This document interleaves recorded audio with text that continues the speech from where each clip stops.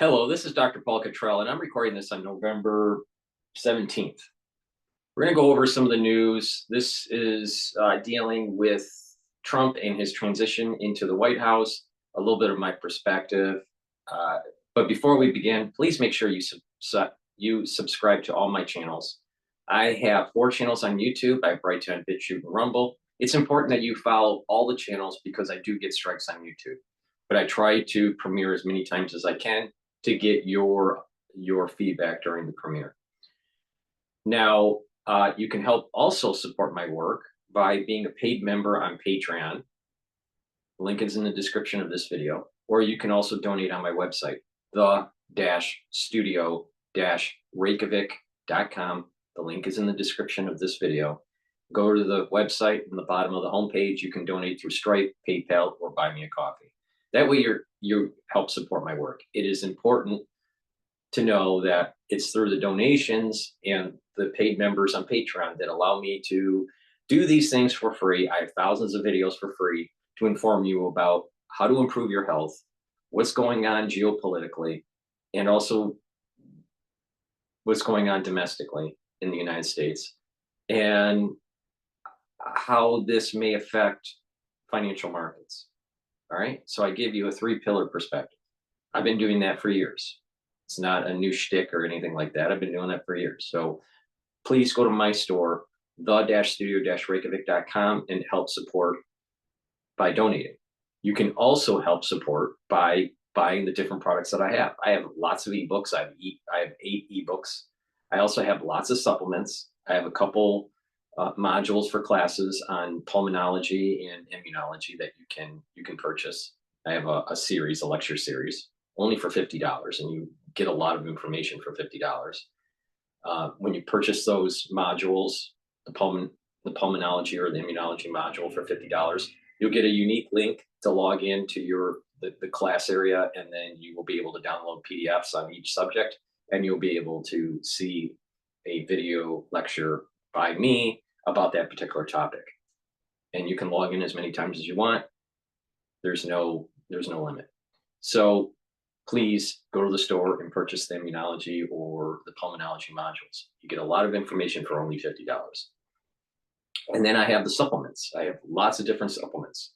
You can buy the supplements either in individual units, or you can purchase the anti-aging boxes that I've curated or the longevity boxes that I've curated. So I have a new line that's coming out. It's called Longevity, and this longevity line fills some of the gaps that the anti-aging boxes might have, where you may want a certain thing like just neuroprotective, or just gut health, or just immune health, or cardiovascular health. So the longevity boxes hones in on a particular system. So so you can get the longevity boxes, or you can also get the anti-aging boxes, which is a little bit more holistic approach. But the bottom line is that you can purchase these products in different ways, at the individual level or in a curated box level through the anti-aging or the longevity boxes. All right. Now, if you purchase the longevity box, you do get a discount when you're buying in these box bulks. So please go to the store and get those supplements. If you pay attention to what I have to say, you can improve your immune system, you can improve your cardiovascular system, you can improve your neurological system, you can slow down the aging process, you can improve your endocrine system, and it's really simple. It's neutralizing pathogens, bringing down inflammation, and soaking up free radicals, and taking some other supplements that help to boost that core, those core pillars. So please go to the store, the-studio-reykjavik.com. Before we begin on the videos, one great supplement to take is C60. I have it in MCT coconut oil. I also have it in extra virgin olive oil and avocado oil. C60 is a carbon molecule. There's 60 carbons in this molecule, and it's suspended in an oil, all right, in a lipid, because it's lipid soluble. So what happens is that this 60 carbon molecule will soak up free radicals. It's very potent. You take a teaspoon a day, and what you'll start to notice is that your energy levels are going to increase. You're soaking up those free radicals. The cells are going to perform better, and the health of your mitochondria will go up. When you do this over a period of time, especially over a year, you're going to notice that there's compound effects, and you're slowing down the aging process, and you're having more energy. So please go to the store, get the C60, either an extra virgin olive oil, the MCT coconut oil, or the avocado oil. You can get it in a 2 ounce, a 4 ounce, or an 8 ounce configuration. The higher ounce configuration, the cheaper it is per ounce. So please go to my store, the-studio-reykjavik.com. This is a very potent product. Take it every day, and you can also give it to your pet. So with the pet, you just give them a full drop or a half dropper, depending on the size of the pet, and just mix it with their food. But this is a very high quality product that will soak up those free radicals, and it's a major pillar for the anti-aging and longevity journey, if you follow what I have to say. But it's up to you. If you don't want to pay attention, don't pay attention. It's really up to you. So what I'd like to do is go to Fox Business. This was published 2 days ago. No, I want to go to the FBI one. This is Fox Business on the FBI and the DOJ. Welcome to Cutlery & More, the basics of how to use and care for your quality kitchen knives. At Cutlery & More, we have over 1,500 kitchen knives. Welcome back. Senate Republicans are now warning that President-elect Donald Trump's nominee for Attorney General, former Florida Congressman Matt Gaetz, will struggle to win the support needed to be confirmed. Multiple sources telling Fox that Gaetz has been making calls to senators since Trump's appointment. But a bipartisan group of senators are demanding the House Ethics Committee release the findings from its investigation focused on whether Gaetz engaged in alleged sexual misconduct. The committee ended its probe after Gaetz resigned from Congress late Wednesday. Joining me now is former acting U.S. Attorney General Matt Whitaker. Great to see you, Matt. Thanks very much for being here this morning. What is your reaction to all of this around Matt Gaetz? Well, good morning, and it's good to be with you, Maria. Obviously, the Senate has an important advise and consent responsibility under the Constitution, but at the same time, President Trump won a comprehensive nationwide popular vote mandate in order to accomplish his agenda, and he should be entitled to get who he wants, because President Trump needs to be successful. The American people have watched the Department of Justice weaponized against Catholics, against parents at school board meetings, against Donald Trump. And so that needs to end. Merrick Garland, the current Attorney General, needs to get out of there. And the massive work of fixing the Department of Justice needs to begin in earnest as soon as the president is sworn in on January 20th. I want to get your take on some of the behavior against President Trump these last 10 years, Matt Whitaker, because, we all know about Crossfire Hurricane and what happened with the FBI and the DOJ and how they worked against President Trump. Do you believe there was criminality there? And do you believe there should be accountability for the people who wronged Donald Trump around Crossfire Hurricane? Maria, there absolutely has to be accountability. And what we saw, whether it's Crossfire Hurricane, whether it was the raid at Mar-a-Lago, where they took way too strong a stance and the Department of Justice overruled the FBI in order to execute that search warrant. This is an important point here. This is that and maybe some of the videos when I play today, you're gonna see it. But you have the Democratic Party, you have the mainstream media, particularly MSNBC and CNN, stating that Trump is going to be weaponizing the DOJ and the FBI against the mainstream media and against, officials in government. But the reality of the situation is that the DOJ and the FBI was weaponized against Trump supporters and Trump and his family and his cabinet. So the weaponization took place during the Biden administration. And if you really want to go back far enough, it actually started with the Obama administration, with the whole fake, the fake Russian collusion thing, and the FBI investigating Trump and his advisors and his cabinet, which was found to be completely a falsehood, right? But the reality of the situation here is that the Democratic Party weaponized the DOJ because they were going against someone wrongfully because he wants to restructure government.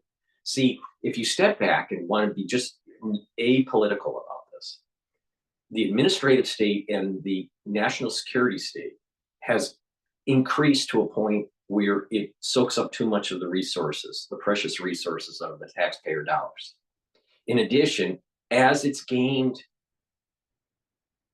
accreted power and budgets, what has happened is that they feel as though they're not beholden to the American people anymore. Because what happens is that a lot of the people that are running these agencies, they go from one administration to another, independent on if that administration goes Republican or Democrat. So what happens is that they are lifers, right? Or they're long-term government employees at these very powerful departments or agencies, especially the FBI and the CIA, the NSA. So what happens is that this administrative state and this national security states balloons out. And what happens is these people that are lifers feel as though they are above the law and they're above following the executive branch or even the legislative branch. For example, you had heads of FBI and heads of CIA lying to Congress about improper surveillance of the American public. All right. Literally lying about it. All right. And they were caught. So they feel as if they're above the law. They feel as though they can do whatever they want. And then if you have a president like Obama that goes unleash the hounds and he uses the FBI and the DOJ to weaponize against the Trump administration coming in.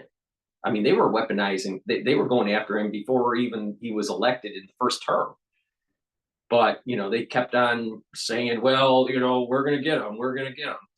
Well, they tried and it failed every time. But the reality of the situation is it's not about Trump. It's about a runaway national security state. It's a runaway administrative state. So Trump's coming in with more knowledge about how the government works, and he wants to appoint people that's going to restructure the government so it's beholden to the people. But you have the mainstream media that is aligning itself with the national security state because of the Smith Modernization Act.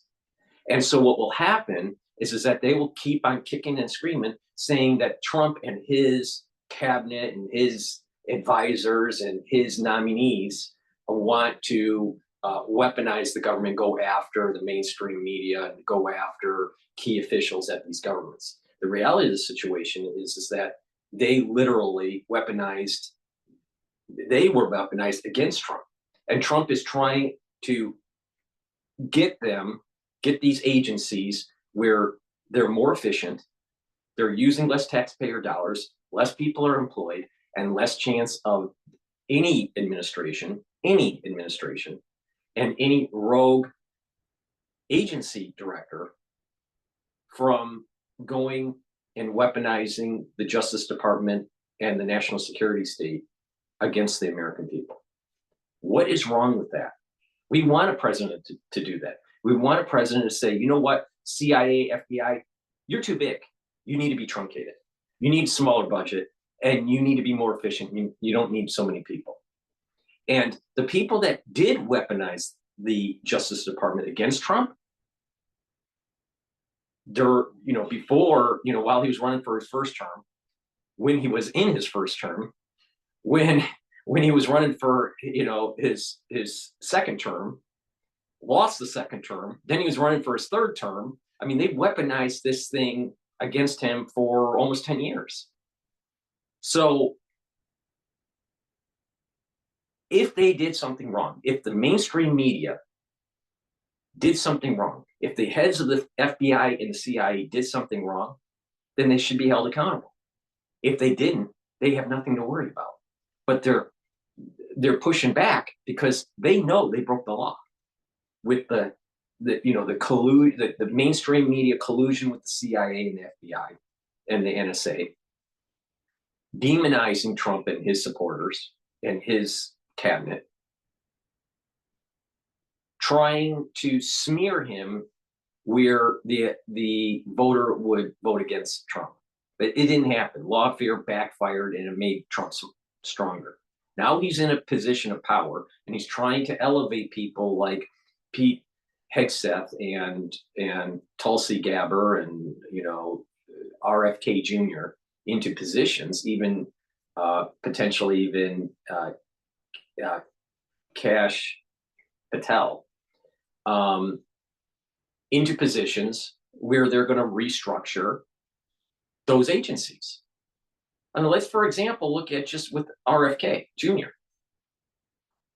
The mainstream media, the CDC, the HHS, right, FDA, they're saying that America is healthy through their policies. The reality of the situation is America has been getting sicker because of their policies. And there's some weird things that go on when it comes to clinical studies, and and p-value harvesting, and not doing full control testing and all this stuff. All right, I don't want to get into the details. Don't have time for it. But the reality is that these agencies have a revolving door. So you have people that are running the agencies, and if they help big pharma or big ag, that when they leave the agency, they get a powerful position on a board at one of these companies. Well, this is a problem. And we need people like RFK Jr. that knows the details, that has the breadth and the depth of the issue to be able to restructure these things and to stop it from happening. So our society can get healthier. Most of the diseases in the United States can be mitigated through change of lifestyle. So it's in our power to do it. But what you have is people that are demonizing RFK, calling him, he's an anti-vaxxer and he's an anti-this and anti-that. Because he's going against the grain of big pharma. He's going against the grain of the CDC and the FDA, who wanted a lot of power, especially during the 2020 crisis. So restructuring HHS, I think, needs to happen. They have too much power, they're not efficient, and they have bogus studies that get pushed through. And there's this revolving door that if you do something for big pharma or big ag, you'll be able to get a position in government. Now let's look at the Pentagon. All right, we need a good, strong Secretary of Defense like Pete Hegseth, all right, that understands what war is and understands that wokeism has hurt the military and its prowess on the battlefield, and also go after these defense budgets and these defense systems that are only making people rich and not making us win wars. So you have generals that get elevated and become political, and all they care about is passing through a particular defense system. And then when they retire, they become a consultant on a board at one of the defense contracting companies. That should be stopped. Generals need to win wars. If they don't win wars, they should be held accountable and maybe court-martialed, and maybe they don't get their nice pension. They should win wars. They're not. They're winning. What they're doing is they're pushing contracts through defense systems that are very expensive for them to have a golden parachute when they leave. So we need to control this. It's we the people. In addition, the executive branch runs these agencies. So they should be listening to what the executive branch, the head of the executive branch, which is the President of the United States, they should be listening to what his policies are and implementing them instead of slow walking it or trying to circumvent it. Because the people that are trying to circumvent the will of the president, the will of the head of the executive branch, that means they're trying to circumvent the will of the people. That's a problem. So we need someone in these agencies that take control, cut their budgets, trim staff when it's inefficient, stop the corruption of pushing policies and defense systems and pushing big ag and big farm, you know, for profitability instead of for the actual benefit of the society. Stop that. And it's in our power. And these are the people that Trump has elevated to be confirmed by the Senate. But you have the strong lobby group. See, what's happening here is you're seeing a strong lobby group against the will of the people. The will of the people are saying, we want you efficient, we want you smaller, we want you to get to the point where you're for America first, right? And for the will of the people and not the will of the lobby group. That's what Tulsi Gabbard represents. That's what Pete Hegseth represents. And that is what Matt Gaetz represents. Getting into the DOJ, being the Attorney General, and getting into the DOJ and stopping the lawfare against American citizens and against political parties and political opponents. To honestly say that the DOJ wasn't weaponized, they're not paying attention. People aren't paying attention. The DOJ seemed to sweep under the rug what was going on with the Bunner Hayden laptop and this corruption that was going on with China. But any little rumor which is fake news, they'll jump on if it's some sort of Russian collusion with the Trump administration. So the DOJ swept under the rug the Hunter Biden issue. The DOJ, took this fake dossier from the Clinton campaign to try to demonize Trump. And that thing lasted for over 6 years. The reality of the situation is the will of the people need to take charge of these agencies and truncate them, cut their budgets, cut their staff, and they need to lose power.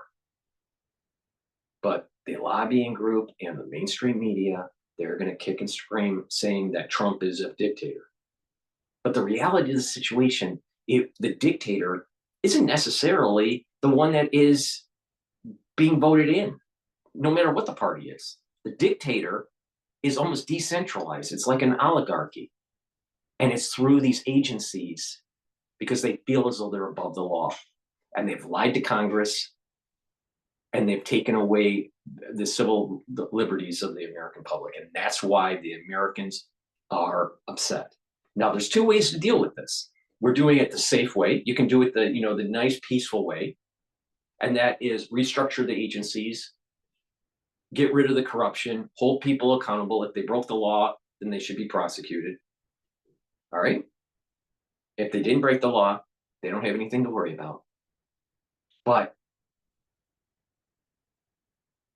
if it doesn't happen and the demonization gains momentum and circumvents the restructuring of these agencies, it's the right and the obligation of we the people to destroy these agencies. It can be either done peacefully or it can be done forcefully. But that is what's going to have to happen to maintain a constitutional republic. Because our constitutional republic is being circumvented because of the deep state and the administrative state. They're taking away. That doesn't mean everybody in the administrative state is bad, but you have key figures that are benefiting with power and with money and are aligned themselves with big lobby that are circumventing the will of the people. With that said, I'll continue with the video, but please go to my store, the-studio-reykjavik.com, and get the lozenges. And the drops. We're in the cold season. It's important for you to mitigate irritation in your throat.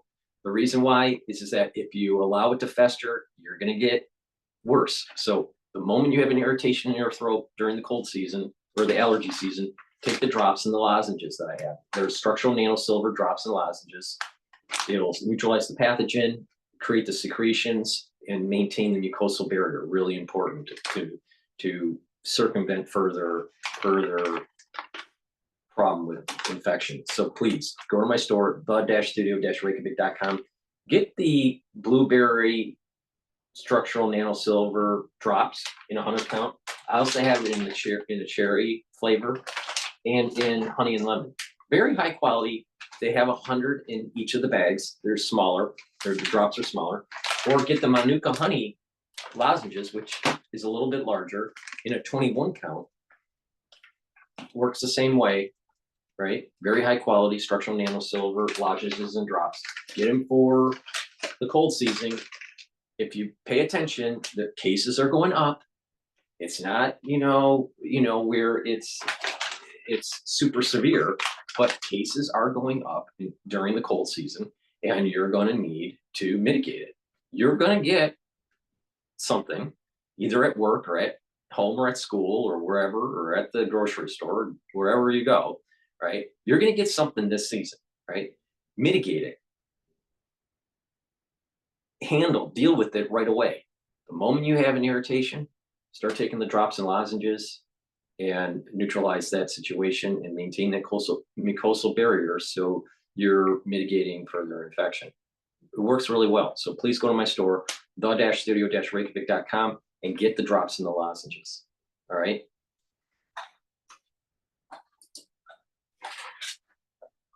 We can point to, and we've talked many times on this show, as you know, about all of the things that the Department of Justice and the FBI has done, directed at Donald Trump, that has always not turned out to really amount to anything. And so, you add that up, and you're right. Not only do we need accountability, but those things, again, within the statute of limitations, those people need to be brought to law and order, and the rule of law must to be sustained. And it's just been a tremendous abuse of power under Merrick Garland and the Department of Justice. The Department of Justice, the FBI, and the CIA, the NSA, and other agencies have lied.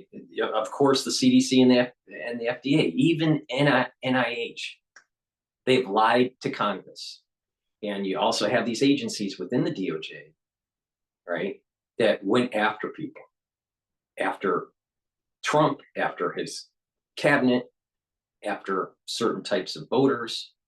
You had the FBI demonizing Christian women that were expressing their discontent with school boards on the way they were schooling their children, and demonize them as some sort of right-wingers. This is the problem. They want to circumvent the will of the people. Now, we have a constitutional republic, so the will of the people isn't the end all, because we have rights that are protected. But when you have people saying, you're trying to circumvent my freedom of speech, that's a problem. And that's exactly what the DOJ and the NSA was trying to do. The FBI was trying to do. They tried to circumvent the freedom of speech during the 2020 crisis.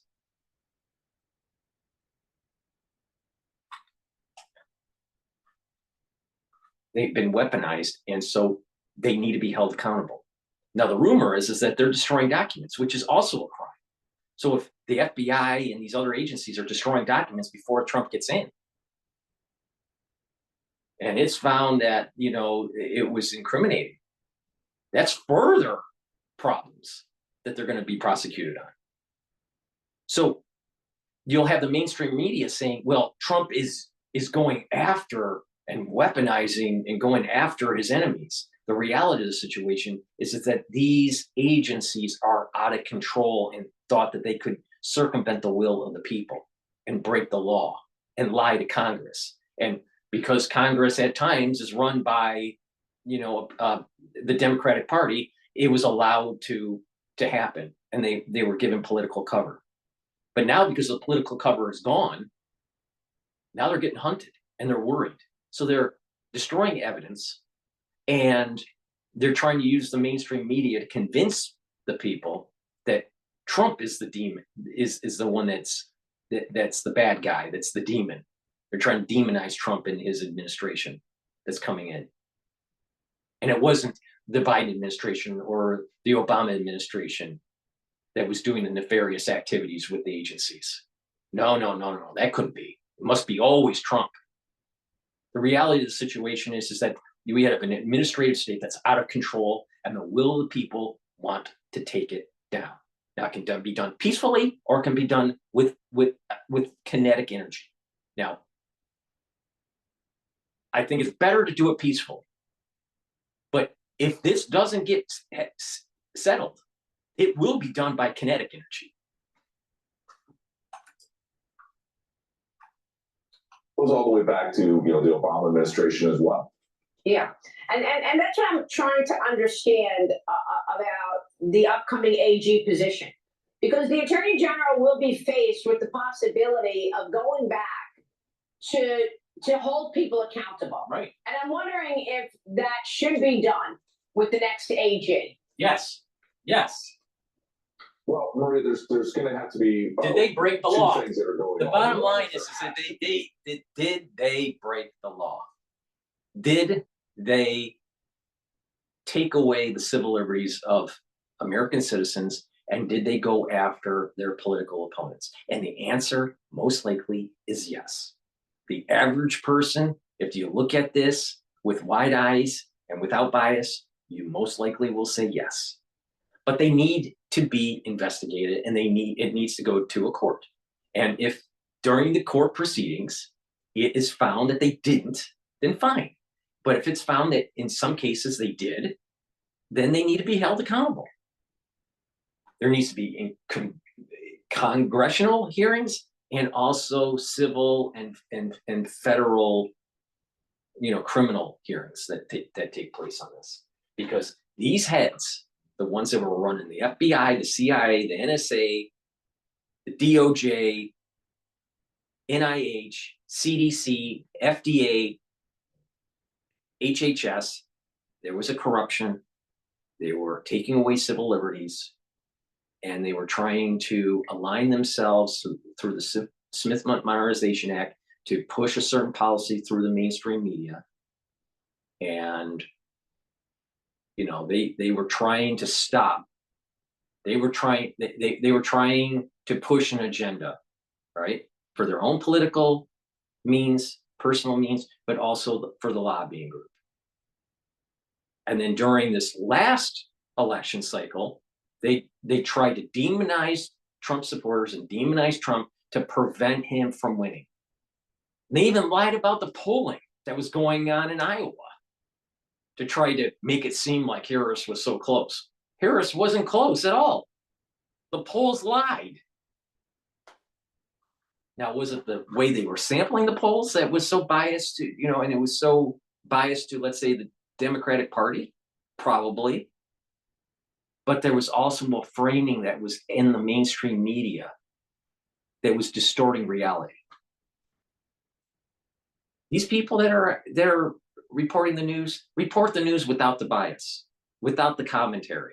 Just report the news. Be Walter Cronkite. Don't give us your opinion. The problem is there's too many fucking lawyers on CNN. There's too many fucking lawyers on MSNBC. Makes you wonder, why did they get a law degree? Didn't they actually practice law? Or is it that during the regalia ceremony after law, right when you're graduating from law school, you get a mic, in a contract deal at CNN. So you don't practice law, you just practice propaganda.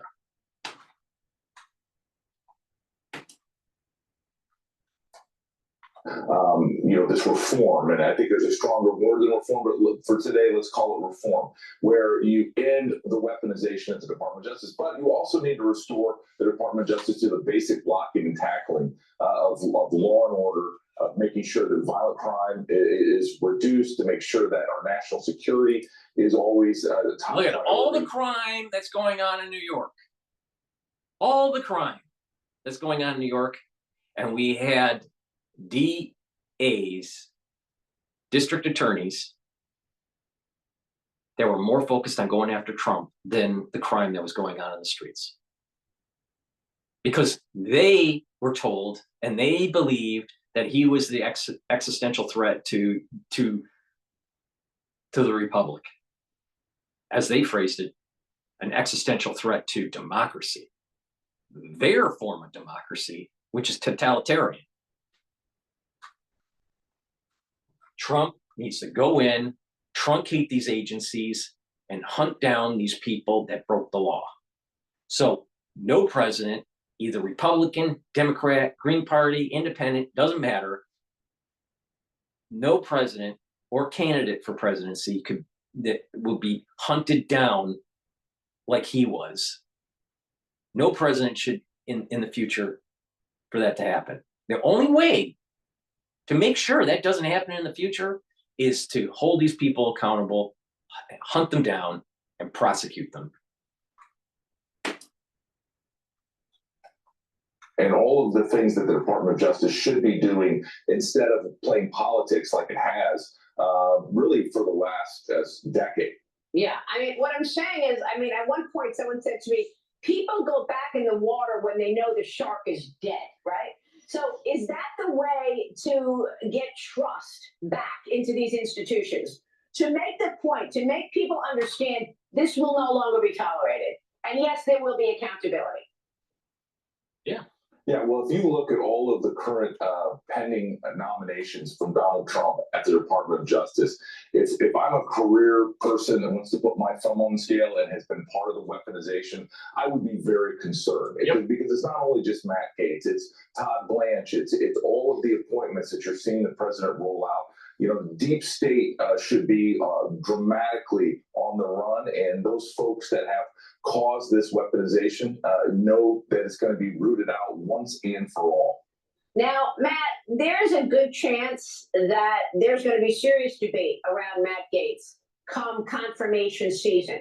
If he does not get confirmed, are you willing to step up and take the job? I think that's a wild speculation, Maria. I want the president to be successful first and foremost. If he believes there's a role for me, then certainly that is something that we will talk about when the time's appropriate. But Matt Gaetz is his nominee, and if you watch Matt Gaetz in the Judiciary Committee, it's really important. It's not just what was going on at the DOJ. There was these other agencies, but it is also propagated through the mainstream media. There were individuals within the mainstream media that was towing the line, and they knew they were breaking the law, and they need to be held accountable. And it's this alignment with the Smith Modernization Act, where you can use propaganda in a domestic setting to be able to manufacture consensus. Well, you know what? Just like what Noam Chomsky said, that is eroding our constitutional freedoms. Please go to my store, the-studio-reykjavik.com, and get Zeolite. Zeolite will help to detoxify your body. It gets rid of heavy metals, toxins, and chemicals. It's a negatively charged molecule that attaches to positively charged chemicals and toxins, heavy metals. What happens is that once it attaches, it'll allow you to urinate this toxin out, or the chemicals, as it's detoxifying, urinate it out about 6 to 8 hours. All right. You can take Zeolite every day. If you're going to be doing the daily dose year round, just take a couple drops, little drops underneath your tongue, drink filtered water, and do that every day. All right. There are some people that want to detoxify their body maybe once or twice a year. So for the ones that are doing that, take a few drops, small drops underneath your tongue, drink filtered water, and do that each day until the bottle's done, and do that once or twice a year. It's up to you. But this Zeolite you can take year round. It's important that you get the source of the toxin away from you. Filter your water and eat better food. Don't eat processed foods. And then detoxify your body on a regular basis, taking zeolite. Please go to my store, the-studio-reykjavik.com, and get zeolite. I also have partnered up with Rainbow Herbals, and we create these great deodorants.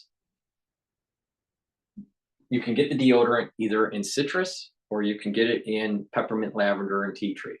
All right. These are made from essential oils from the Himalayas. Very high quality ingredients, no aluminum, no baking soda, very high quality. It's a dual purpose product. Use it daily as a deodorant for males and females, but also it will help to detoxify your body. That's a great way as a dual purpose product to get healthy. So please go to my store, the-studio-reykjavik.com, and get these very high quality deodorants, either in citrus or peppermint, lavender, and tea tree. Go to my store, the-studio-reykjavik.com.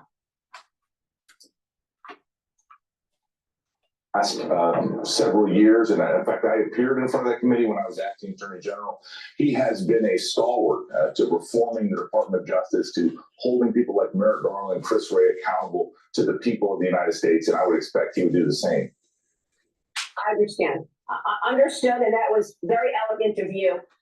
Look, the FBI and the DOJ are not going to go down without a fight. They are going down swinging. Look what just happened this week, Matt. The FBI seizing the phone and the electronic devices of the founder and CEO of Polymarket, Shane Cottrell. You know what? I don't really understand legitimately why they're going after this guy. I mean, I understand going after him because of going after your political enemies, but what did he do wrong? I don't get it. I don't get it. Isn't he a betting company? This week, a source told me 20 plus FBI agents showed up outside his door. They had guns blazing. They go in, they raid the place, they take his girlfriend's computer, they take his computer, his phone, no charges, just this raid. The Justice Department is reportedly investigating the Crypto Predictions betting platform for allegedly accepting trades from U.S.-based users.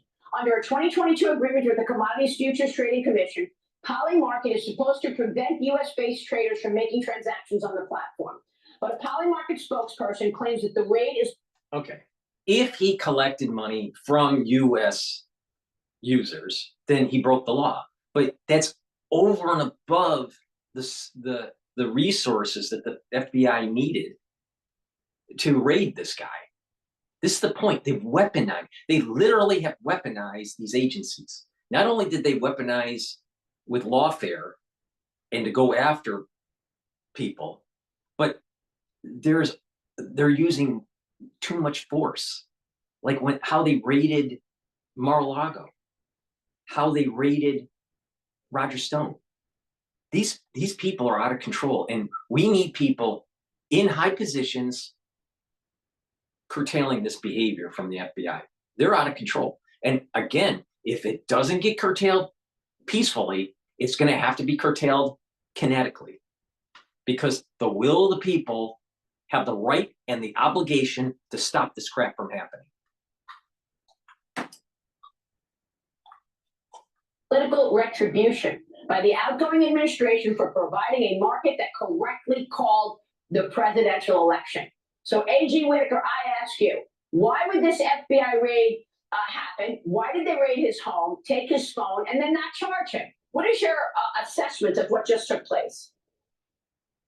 Yeah, my assessment is that the Department of Justice and the FBI have lost the benefit of the doubt when it comes to these types of things. You're right. Polymarkets was predicting on a minute-by-minute, moment-by-moment basis the outcome of the election. The day of the election, that morning, they predicted that Donald Trump had the majority. You know what should be investigated?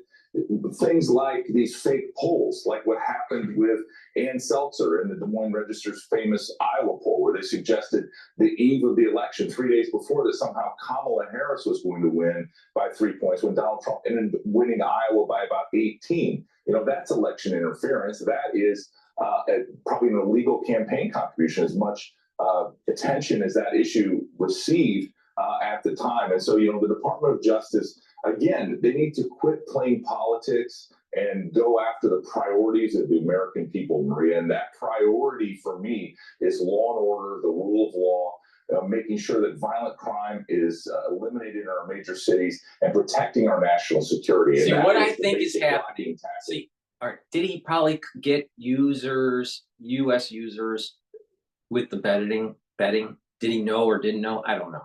All right, with VPNing and all this stuff, who knows? He probably got some users, a substantial number of users that he couldn't verify either way that they were US or not.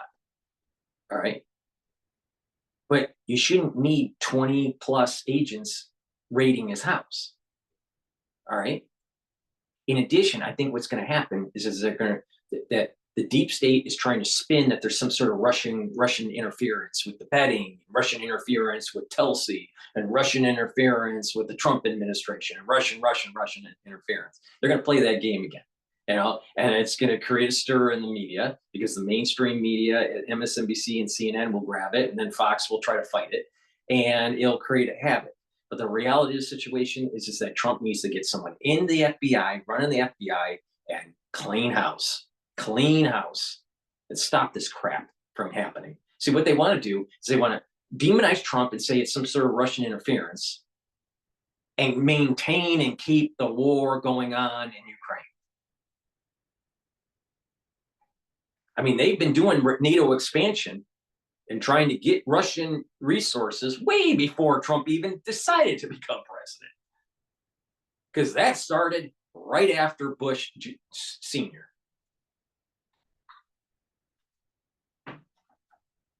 I'm telling you, we got a clean house. And we have a perfect opportunity. The stars are aligning literally. We're approaching the 250th anniversary of our nation, the birth of our nation. It's going to be under President Trump. And by cleaning house of these agencies that are hurting America's health, wealth, and their civil liberties, we're going to be able to blaze a new, prosperous future for the next 250 years. But again, we're at a crossroad. We can do this peacefully, or we can do this forcefully.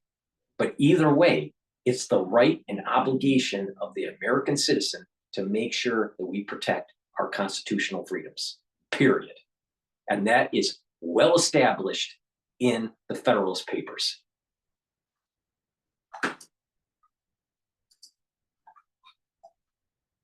That the Department of Justice needs to get back to. And every time they dip their foot into something that is a political hot potato, that's when they end up receiving the appropriate criticism, to be honest with you. Yeah, I think that is so well said. And by the way, a minute ago you said, "Oh, wild speculation to talk about me as a potential person for the AG." A lot of people want you there. You know that. Well, Maria, again, I just want President Trump to be successful. I was with him last night. He is in a great mood. He's picking some fantastic people for his cabinet, many of which that I've worked with in the past and have known. I look at my friend Lee Zeldin and Doug Collins, just warriors that are going to do great things in support of the President Trump and his agenda to make America great again. And the lead of that agenda is the wide open border. So now we understand that thousands of desk-bound ICE officers are reportedly expected to be back out in the field as Trump and his border czar, Tom Homan, are vowing to flood sanctuary cities with agents to carry out this mass deportation. Fox News Digital has also confirmed that the incoming administration is preparing to dramatically increase its capacity. All right, so you'll have the mainstream media, MSNBC, CNN, and the others saying Trump is weaponizing the government to get rid of these immigrants. But the reality of the situation, they're here illegally. And they're here illegally for a multitude of reasons. One, to turn red states into blue states by making sure that they get the vote. Create demonization of the Republican Party and make it seem as though the Democrat Party is the party of compassion. and this little dirty secret that the economists don't really want to admit to, and that is this is a form of slave labor.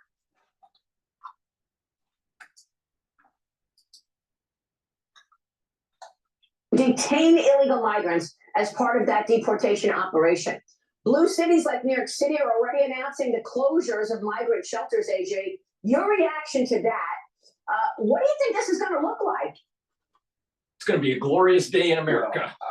Based on everything I know about this plan, with Tom Homan leading border security and all of the pieces and components to that, it is going to be a smart plan. It is going to make sure that, for example, those that have already received an order of deportation are out of this country. That's over 1 million people, to make sure that all the criminals that came into our country under this ridiculous policy that the Biden administration had in place, that they are immediately removed. But you're right, these ICE agents should expect to do their job and should expect to go out in our cities and get these folks out of our country. And that's going to take, that's an operation, and we need to make sure we do it the right way and we do it smartly. But at the same time, we're going to have to move and plan to move millions of people out of this country that has no reason and no basis to be here in the first place, and make sure that at the same time we continue to be the most generous country in the world that admits over 1 million legal immigrants to permanent status every single year. Yeah, great analysis. Matt Whitaker, AG Matt Whitaker, great to see you. We so appreciate your time. Great conversation. Before we go to CNN and this ex-FBI director that I believe lied to Congress, please go to my store, the-studio-reykjavik.com, and get the vitamin K2. This helps with your cardiovascular health, but also your bone health. Take it every day, improve your bones, improve your cardiovascular health. In addition, K2 is also synergistic with D3. D3 helps to absorb calcium, so it's helping with the bones and your joints, but also D3 is a expression cofactor, a gene expression cofactor, which is really important for proper gene expression in your cells. In addition, D3 helps to get cells to go into apoptosis if they need to, right? That's really important if a cell is infected. So please go to my store, the-studio-reykjavik.com, get the vitamin D3 and the K2. They're synergistic, so you should be taking them together. Please go to my store, the-studio-reykjavik.com. So let's go to CNN and see what they have to say. So what is ClickUp? ClickUp is an all-in-one productivity software where you can manage everything and anything related to your work, your documents. God, I can't stand this woman. FBI director Chris Wray, who is in the middle of his 10-year term that Trump nominated him for in 2017 when he had fired James Comey, the former FBI director. But now they want him to fire Chris Wray and nominate Kash Patel to take his place. Now, Kash Patel may not be a household name to a lot of people, but his loyalty to Trump runs very deep through his time in office and beyond. During the Robert Mueller investigation, Kash Patel helped run the Republican response in the House. During Trump's first impeachment trial, we heard from witnesses who testified that Mueller, in his investigation, was the fake dossier. It was trumped up charges. It's fake. And the first impeachment was all about fake.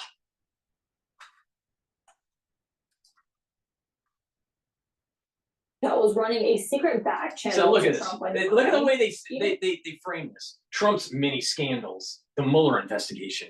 It wasn't a scandal. It was a false accusation that the FBI ran with to demonize his candidacy and his presidency. This is what I'm saying. They should go after the FBI, the CIA, and all these other agencies that were demonizing Trump and his supporters, and hold them accountable for false accusations, lying to federal judges,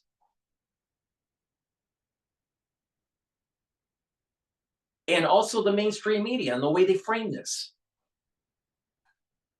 Because it's obvious that that CNN is aligned with the deep state. I mean, you got to be a freaking imbecile not to see that. Oh, he had no official responsibility related to the country. Initially, when I was thinking about it, I had to search. You know the online, problem with and I Dr. Hill? knew that- Dr. Hill? Fiona Hill or whatever, yeah, Fiona Hill. Which I believe she's from Harvard. But the thing is she's constantly, you know, this pro-war, anti-Russian woman. She's part of that whole administrative state, that whole national security state that's growing NATO and trying to get the resources of Russia. And not looking in the mirror and saying, you know what, maybe America's wrong with the way we're handling NATO.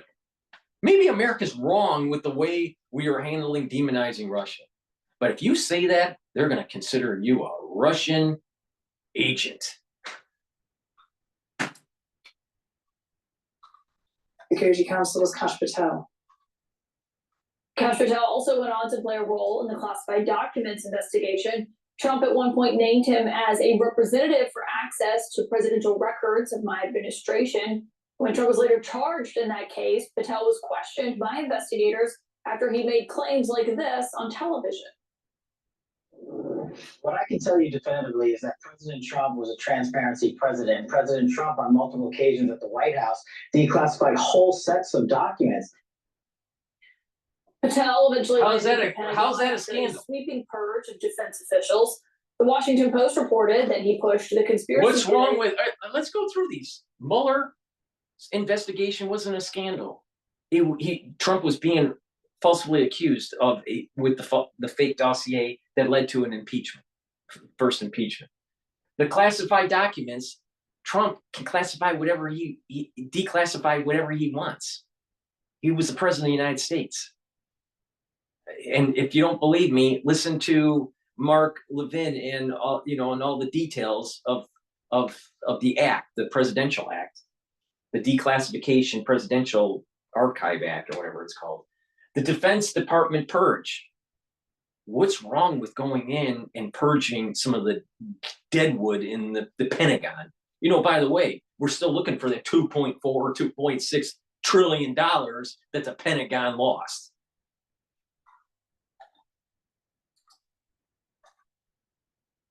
An Italian military satellite helping steal the 2020 election. Election conspiracies. Of course, did not happen. He also championed. Yeah, of course it didn't happen. But how did that jump diffusion happen at 4 o'clock in the morning? How did that happen? And oh, by the way, when you look at other countries that are overthrown because through their computer systems during the election, you see that same jump diffusion. When you see a jump diffusion like that, that is a 100% sign that there was fraud.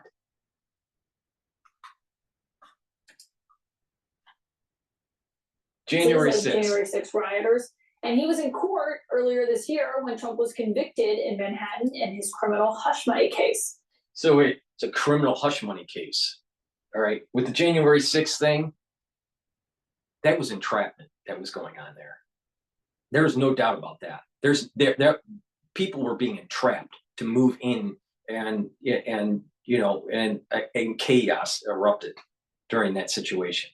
But the reality of the situation was the senators, independent of January 6th, should have pushed back and not certify the election and have a real audit happen during at the state level, a real audit with these problematic states. And if the audit showed that it was okay and it was kosher, fine, then certify. But the Senate did it wrong, and they should have pushed back and sent it back to the states and do a proper audit. Don't do it. There's a difference between an audit, a recount, and a certification. All right? Don't mix them up. They're different. Certification is you're certifying the vote. You don't know if it's right or not, but you're certifying it. A recount is recounting the numbers. Now, the problem comes in is how's those numbers come up? Are they only paper ballots that were machine counted, and then you check to see if the paper ballots match the machine ballots, or are you just looking at the count on the machine ballots? Is there a proper audit of the voter roll? Is there a proper audit of what's fed into the machine versus what's coming out of the machine? And you do statistical random sampling. And you'll come out to find that there's not proper auditing of these systems. Now, in some cases, it's only paper ballot. In other cases, it's paper ballot that's fed into a machine and only the machine is counted. Now, you'd have to go back and audit the machine and just count the paper. And there's other situations where it's only screen, only machine. So it's all over the place. We need proper auditing, not proper certification. That ain't the issue. It's auditing. Who's voting and how's it counted? It's that simple. The hush money issue. You had a judge that hated Trump, whose family benefited from the Democratic Party gaining power. And also, you had a judge that gave instructions to the jury to convict. To convict. Not a jury to define guilty or not guilty. So that whole trial seemed as though justice was not blind. It seemed to me that it was jury instructions to convict. And what did he do wrong? He paid a porn star through paying his lawyer to pay the porn star, and he booked it as a legal expense. How is that illegal? So Trump's many scandals, it's scandalous. Mueller investigation, fake. The first impeachment was all about a fake dossier. Classified documents in the bathroom that Trump declassified. You know how he did it? Because he walked away with them as president, declassifying. Defense purge, because they weren't doing their job. Election conspiracy. What happened with that jump diffusion and real audits? January 6th. That was entrapment. Hush money. He paid a porn star as a legal expense. Get fucking real. Please go to my store, the-studio-reykjavik.com. Help support my channel and not CNN by getting the great products that will help to improve your health. Olive leaf extract. It's a dual purpose product. It will help to improve your cardiovascular health and your immune system. How? Olive leaf extract can bring down LDL levels and increase your HDL levels, so it's improving your heart health.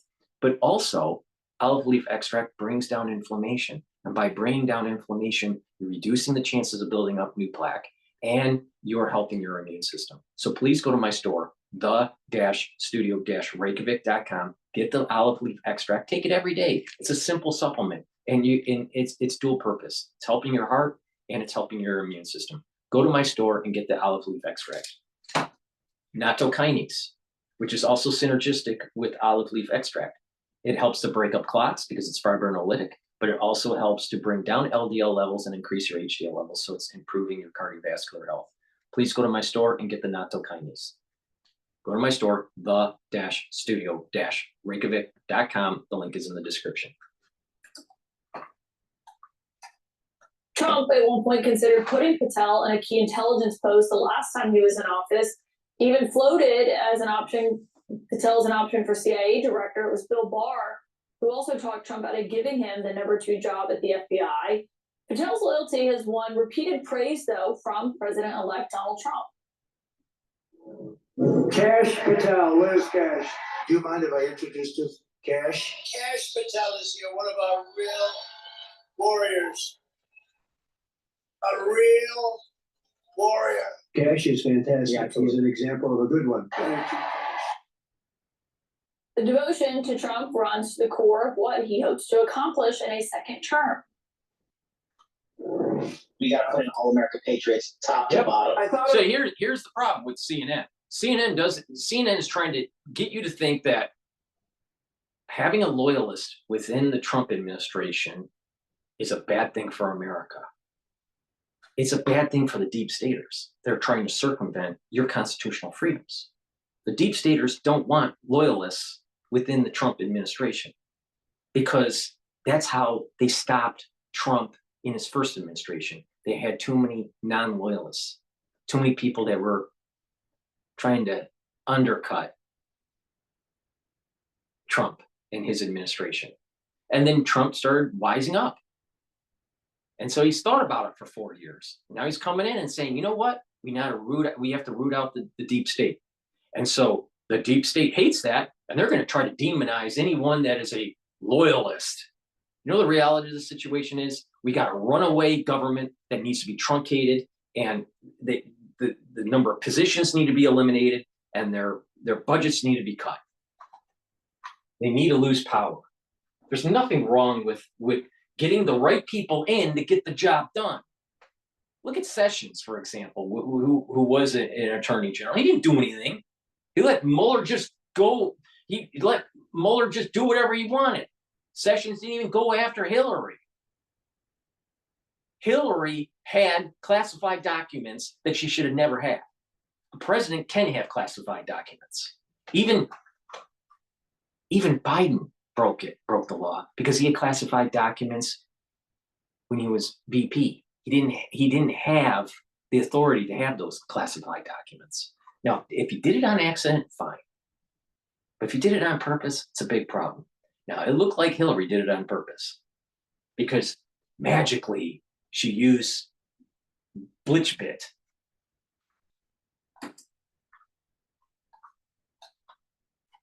Fun to go on a manhunt of government gangsters together. Your civil liberties are taken away from you and you're sent to prison.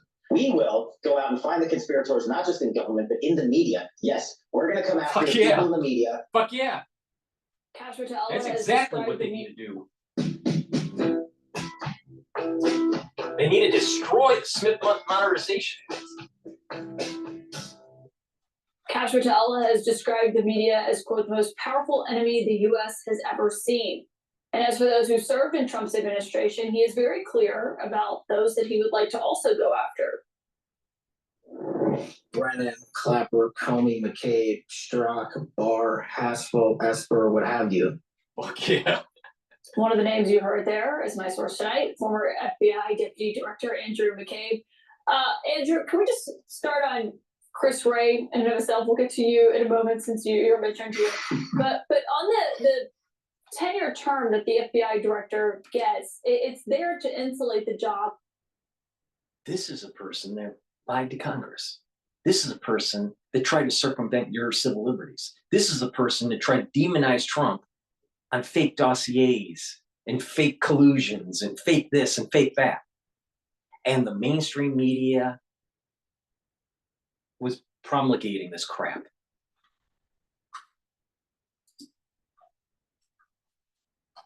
From politics, do you think, though, that Trump would have any hesitation about firing Chris Wray? Not at all. Not at all. And to be clear, yeah, the 10-year term is there to insulate the director from politics, and it's worked that way for decades. But it's also there to protect the American. To insulate them from politics. But the reality of the situation is the way the deep state really works is that by putting someone in for 10 years, that they can kind of control the incoming president if the incoming president is going against what the deep state, national security state wants. And that's the problem. Clean house, prosecute. Public from a director staying longer than that, like we had with Hoover, which is obviously a terrible situation. So it's got dual roles, but essentially, president after president have respected that apolitical nature of the FBI director until, of course, Donald Trump. And I don't think there's any reason to believe that Donald Trump will allow Christopher Wray to continue to serve out the rest of his term. Well, and the push, it's not clear that Trump is totally receptive to this, that he's going to do this. I mean, it hasn't happened yet, I should note. That doesn't mean it won't happen, because I remember the last time when Trump was in office, there was this plan where they were going to force out Gina Haspel, the CIA director's deputy, believing that would in the end make her leave, and then they could put Kash Patel in place at the CIA in one of those positions. What would it look like if he is the FBI director in some realm? Yeah, I think that's really interesting, Caitlin. Like, I think those examples from his prior administration, where he seems to have backed off a plan like this, likely because he felt like it would ultimately make him look bad in the long run. I think it's going to be really interesting to see if that continues into the second administration. My guess is probably not so much. But in this case, moving forward with a nomination of Kash Patel as FBI director, really it will provoke, I think, a massive amount of backlash. Now, you can make the argument that that's what he wants. He wants to disrupt. He wants to, provoke the ire of people like me and others who feel strongly about the institution and what it takes to run it faithfully and ethically and legally. None of which I think Kash Patel can do. But we'll faithfully and legally. What have they been doing for the last 8 years? They haven't been running it faithfully and legally.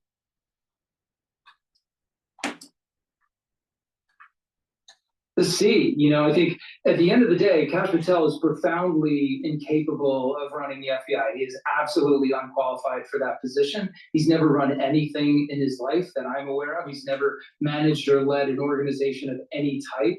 His entire experience in the federal government is limited to about 3 years as a line attorney in DOJ headquarters. The idea of him taking on the mantle of leader, essentially, of the American law enforcement. Think about what this guy is saying. Think about what this guy is saying. He's saying Patel is not qualified enough because he hasn't been inculcated by the culture of the deep state. And there's the problem. The deep state will only want people to be nominated and approved, that they get the stamp of approval. But what if the president wants something different? What if the president goes, you know what? Maybe the problem is that we have too many inculcated people running the FBI. Maybe we need some fresh ideas.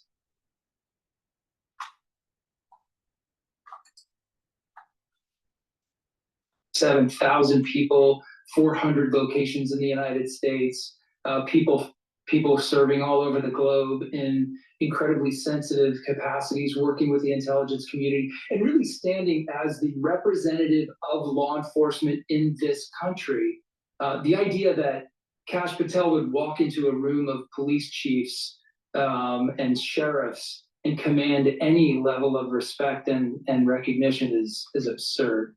Yeah, but I mean, a lack of conventional qualifications. They said the same thing about Trump. And guess what? Police officers and sheriffs overwhelmingly supported Trump. I have a feeling that police officers and sheriffs will support Patel.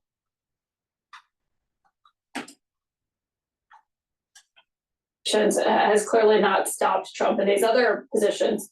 We'll see what happens here. Andrew McCabe, thank you as always. Thanks. Also tonight, Rudy Giuliani just had to turn over the keys to that 1980 Mercedes-Benz convertible. But when we saw him riding in Florida in recent weeks, he now has to turn it over to the 2 Georgia election workers that he defamed. You saw it at that polling place in Palm Beach. Also, the former New York City mayor's luxury watch collection and a diamond ring that he owned have also been handed over to Ruby Freeman and Shay Moss. This is all as they are beginning to collect on the nearly $150 million that he owes them. His spokesperson posted this video while he was. What about the mainstream media demonizing certain people wrongfully? Let's stop worrying about what Giuliani did. Let's look at what the mainstream media did during the 2020 crisis, or the FBI did.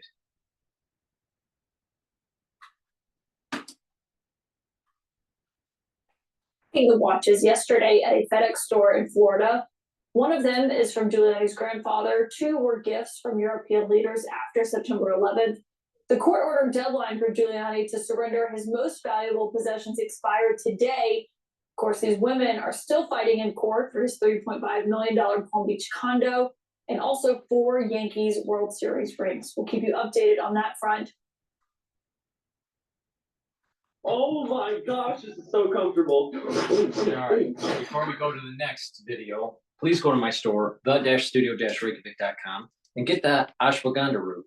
This helps to bring down cortisol levels and your blood glucose levels and bring down inflammation, really important. In addition, it's synergistic with turmeric, which brings down inflammation and helps with your immune system. Turmeric and ashwagandha work together to improve your immune system and your cardiovascular health. So please go to my store, the-studio-reykjavik.com, get the turmeric and the ashwagandha root. All right, now, see what else is going on here.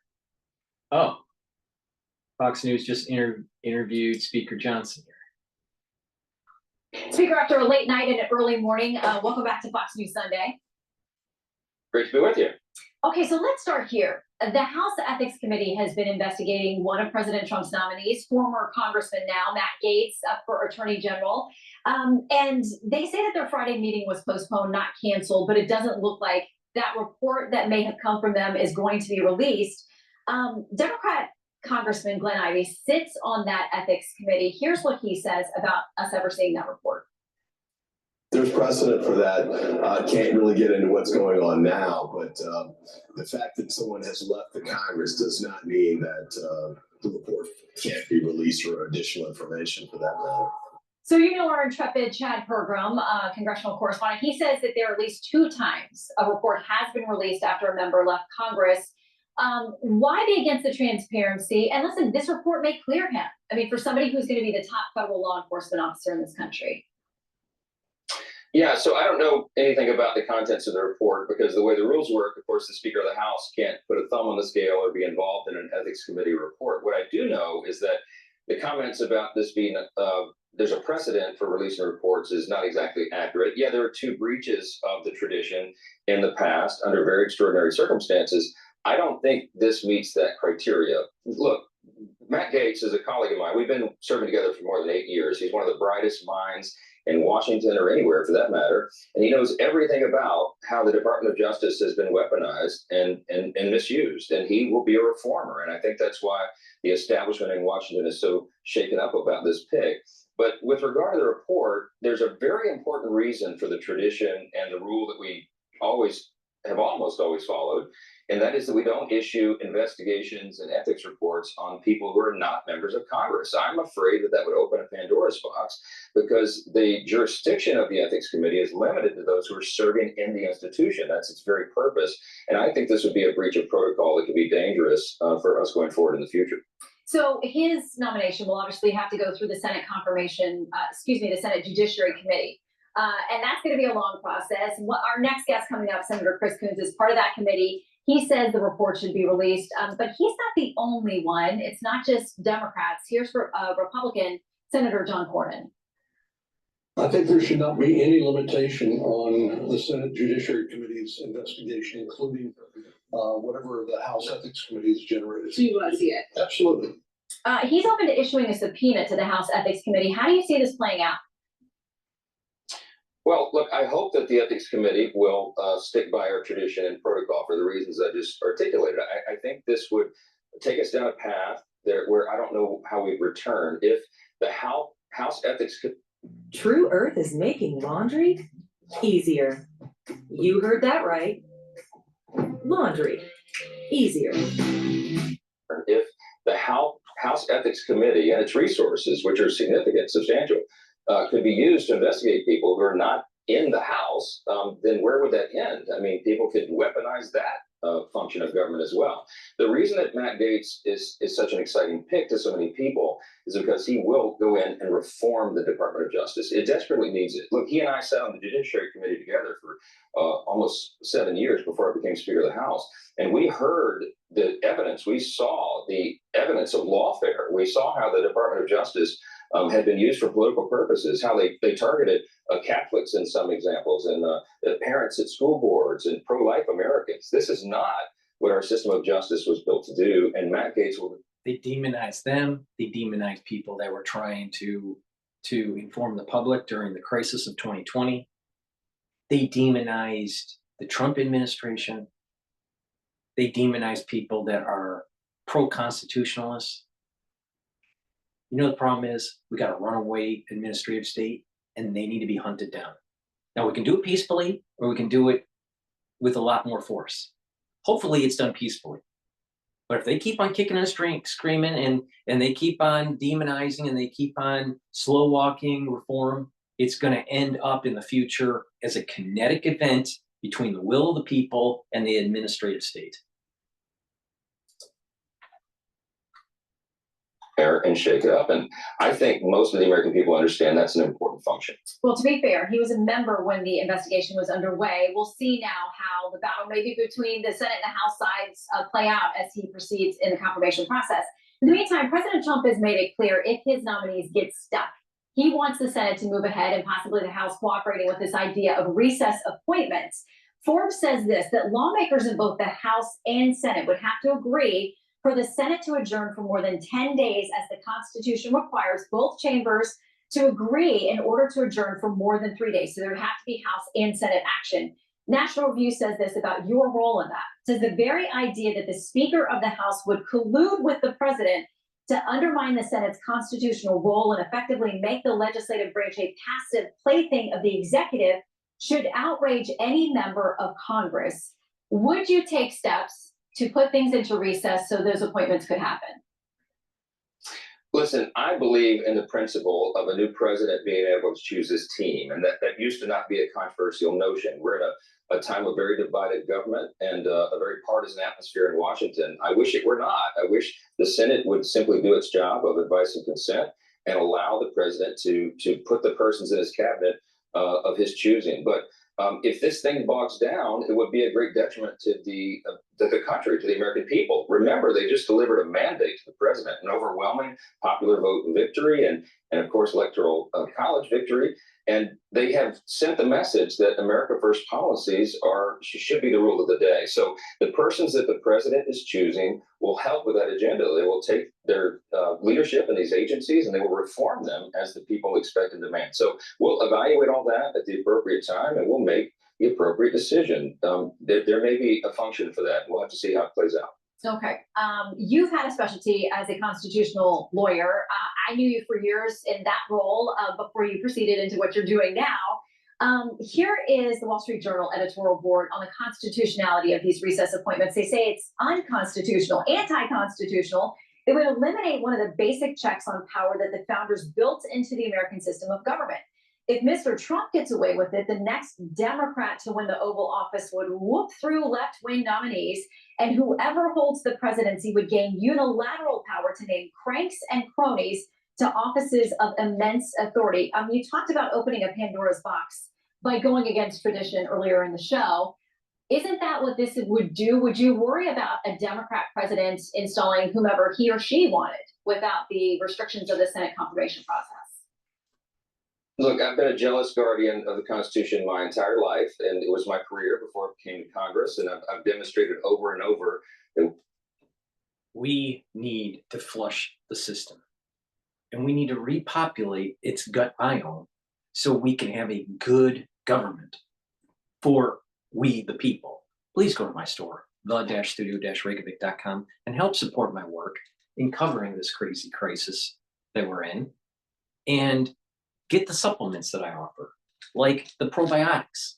Probiotics are very important to reset your gut biome so you can absorb nutrients better, reduce inflammation, improve your metabolism, improve the communication between your gut and your liver, so you have better metabolism, better liver function, but also better mental acuity and mental health. Depression and mental acuity is correlated to gut health. So please go to my store and get the probiotics to improve your gut health. You can get it in the veggie cap form or in the powdered form. Please go to my store, the-studio-reykjavik.com, and get the great probiotics that I offer. We'll have fidelity to our oath, which is to uphold the Constitution. So we evaluate all these things very carefully. I'm sympathetic to all these arguments. As I said, we'll have to see how this develops. I'm very hopeful that the Senate will do its job, and that is provide its advice and consent and move these nominees along. They have an obligation to do a vetting of every nominee, and they will. And we'll see how this plays out. But I think all the hyperbole and everything on the front end here is to distract the American people and to try to stall President Trump in delivering upon that mandate again that the people have given him. I know he's excited to get to work. I spent all day yesterday with him at Mar-a-Lago, a long day of hard work, and then we went ultimately had a little fun at the UFC fight late last night. He is in a good place. He is ready to govern, and the people that he is choosing are ready to do the same. And I think that's going to be a good thing for the country. Okay, we know you've got a big agenda ahead, but first in this lame duck session, you got to figure out funding the government. We run out of money at the federal level on December 20th, or at least in part.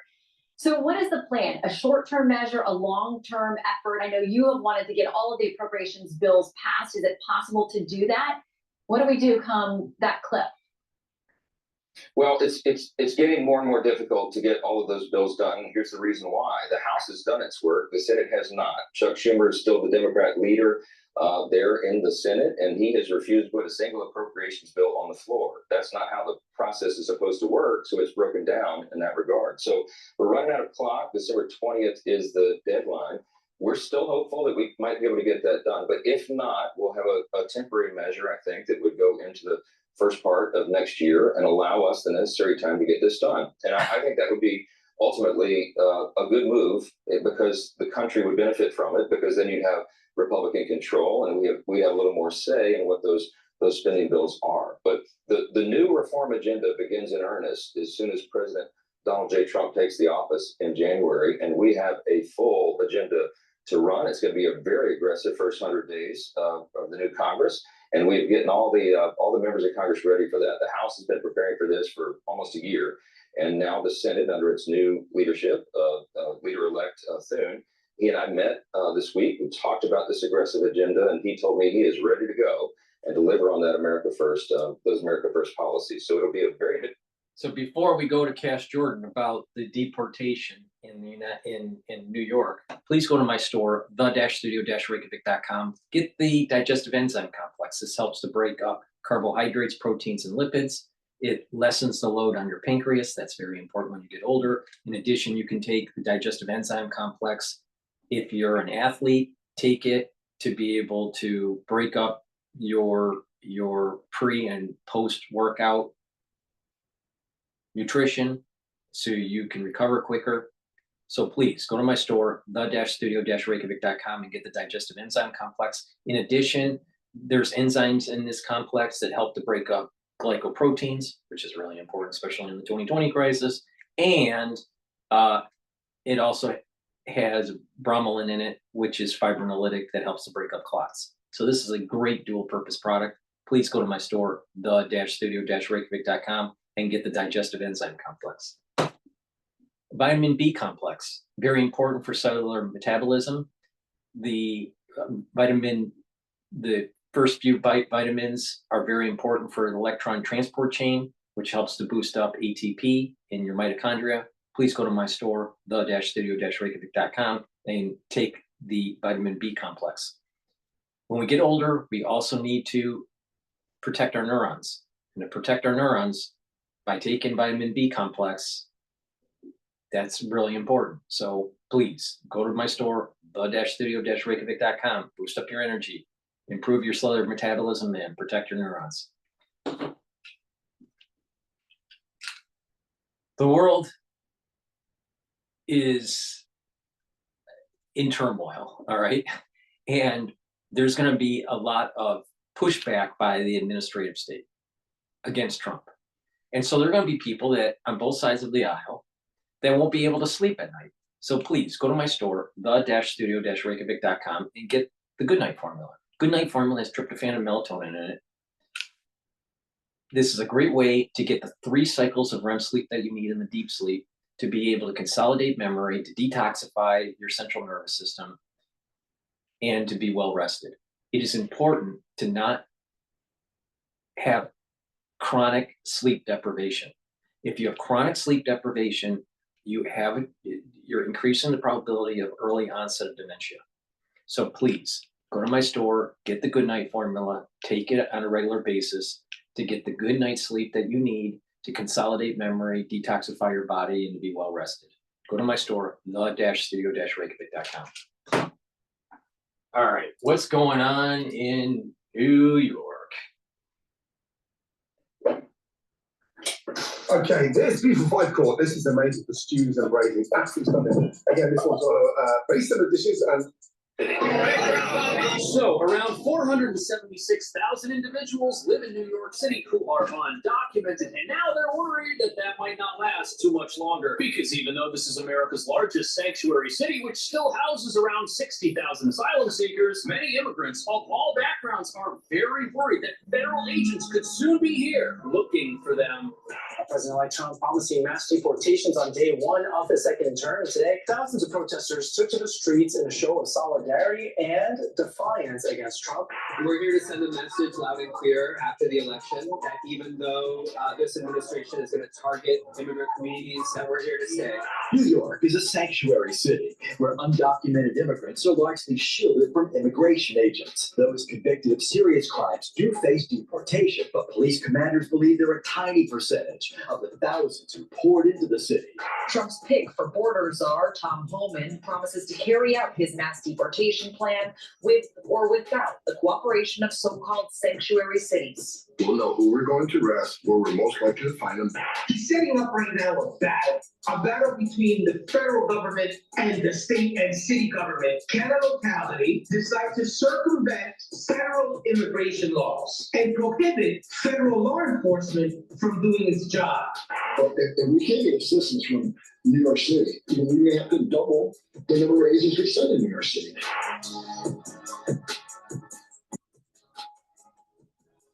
With stories like this becoming the new normal across America, it's becoming obvious something's got to be done to get. There's going to be mass deportation, and it's going to probably start with the gangs and the criminals, and then it'll go to the lesser illegal immigrants. But it'll start with the gangs and the criminals, because when it's shown up in the media that Trump has taken out the gangs that are running rogue in these cities, then people are going to be siding with Trump, right? Because that's a big problem that's happening in the United States, especially in New York, all right? In these inner cities, there's these gangs that are illegal immigrants that are taking hold here. So take them out first. But the bottom line is they're here illegally. They know they're here illegally, and they need to get out. And if they want to come here legally, go through the proper channels. It's that simple. Factors out of our country. But what nobody's talking about is that progressive leaders and activists in sanctuary cities are once again trying to paint this as some sort of mean-spirited crackdown against every immigrant who lives here, when it's the gang members that shouldn't be here who are targeting and exploiting law-abiding immigrants and asylum seekers. And this exploitation starts south of the border when many enlist the help of guides to travel into America, only to discover they're now prisoners of gangs and cartels who they owe massive debts to for their help getting into the country. And what most people don't know is that these gangs, they photograph and mark people before they bring them here, creating a permanent record some asylum seekers can never escape from, leading to that vulnerable person being exploited not only on their way to America, but even after that, because when they arrive in a sanctuary city like New York, gang members are here waiting for them in many of our asylum shelters. And when people who've fled poverty and traveled thousands of miles enter these places, dangerous criminals waste no time sizing up each and every one of them regardless of who they are. for their value as human capital that can be put to work in service of their gang. Which brings us to the real reason why many people voted for a president who would carry out these deportations. This looks like the only way to remove dangerous criminals and gang members from cities across the country, especially the sanctuary cities. Yet even after winning a landslide presidential election, the Trump administration will have its work cut out for it because sanctuary cities like New York have rules in place to stop them at every turn, like laws that make it illegal for local police who've arrested these gang members before and know who they are and where they live to help ICE get them off the streets. But as you're about to see, Trump's new border czar is kind of the opposite of our current border czar, and he says he's going to deport people from sanctuary cities, whether they help him or not.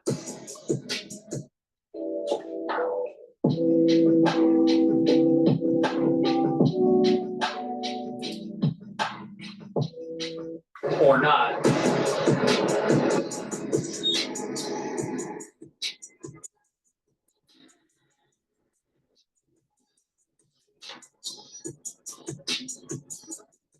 So this massive building here, this is the Stewart Hotel. It's a former hotel. It's now being used as a shelter for asylum seeker families. It's right here in Midtown by Penn Station and Madison Square Garden. And although there could be deportation agents here after Trump's second term starts, the people they'll be looking for aren't who most New Yorkers think they are. What do mass deportations look like, Chad? You target individuals, you remove dangerous criminals, you have to prioritize. The department actually deports individuals every single day. Now, under this administration, they have been at historic lows.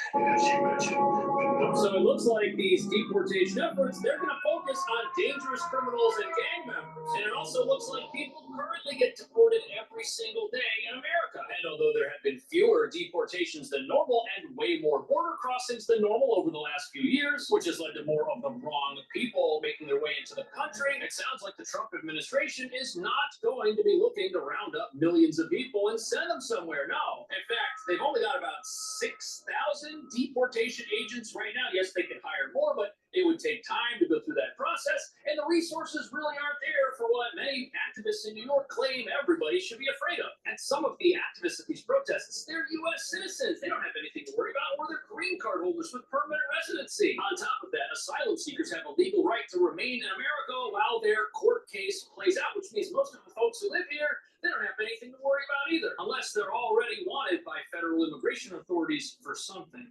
you concentrate on the public safety threats and the national security threats first. Because those are the worst of the worst. So it's going to be the worst first. That's how it has to be done. And we know a record number of people on the terrorist watch list across this border. We know a record number of terrorists have been released in this country. Who could possibly be against that? If somebody's on a terror watch list, their presence in America puts all Americans and any law-abiding resident in danger. And it even puts people in danger who might be here in an undocumented way, but aren't criminals either. It's hard to believe that it's possible to find people who are against such a plan. Yet they're here and they're ready to dig in their heels and fight against it every step of the way. And the damage these bad actors are causing inside shelters that are supposed to help those who New York activists say they truly care about is astonishing. And it's the asylum seekers themselves who are complaining about gangs and want them gone. They're the ones with young kids living in these shelters who don't want to see criminals exploit them. And when the asylum seekers who are immigrants and live in city-run shelters next to gang members tell us that these gangs are a real problem and that they're dangerous, we should probably open our ears and start listening. But the activists aren't, because it's Trump who wants to get rid of these people. Here's a parent who lives at the Roosevelt Hotel, which is another shelter near here, and it's got verified gang members living inside of it because they've been arrested and listed this place as their address. And these are parents who came here fleeing these gangs, and now the gangs are here waiting for them in the shelters that are supposed to help them. Literally, this is total lawlessness, and it's not empowering people. It's not protecting our immigrant communities. Instead, it's putting them in danger and ruining their lives. And that's just the gang members from Tren de Aragua, a Venezuelan gang that started in a prison. We've literally had known members of dangerous organizations enter the country and disappear. Who knows what they could possibly be up to? Those people need to be found. But instead, the local resistance efforts here are trying to make this some anti-immigrant agenda, when really it's immigrants who suffer first at the hands of many of these criminals. But the activists do bring up a good point. This is going to be a very expensive operation. It's going to cost billions of dollars, and nobody's quite sure where that money's going to come from. First of all, cost of deportation, this President Trump's plan is going to be a cost savings to American people, because this administration is paying for free airline tickets around the country, free hotel rooms at $500 a night, free education, free medical care. So according to the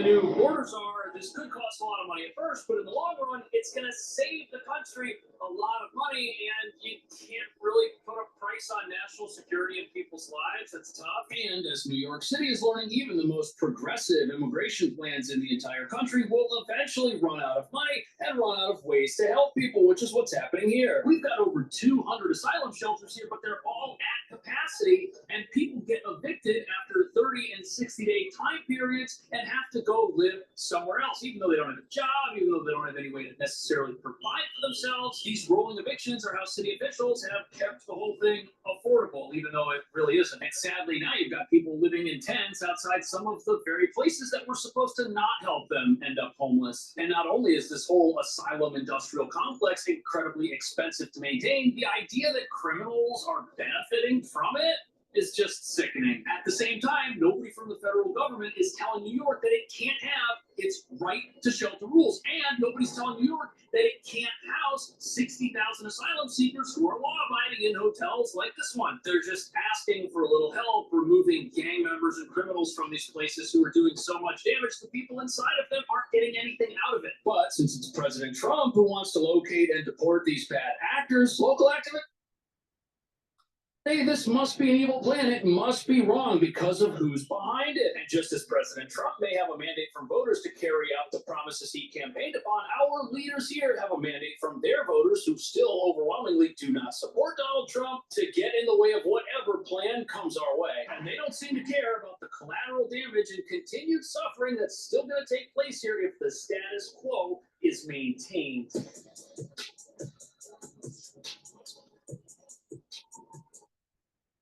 New York, trouble in Little China. Please go to my store, the-studio-reykjavik.com, and get the structural nano silver toothpaste. It has no fluoride in it. This is a great toothpaste. It's the structural nano silver. It'll whiten your teeth, freshen your breath, maintain your gum line, reduce inflammation, and with good oral hygiene, you're reducing cardiovascular disease and reducing the chance of valvular disease. Very important. Please go to my store, get this toothpaste, get a few tubes of this toothpaste for your household. This is the best toothpaste that you're going to be able to get. And oh, by the way, it's way better than anything that Alex Jones sells. So please go to my store, the-studio-reykjavik.com, and help support my work.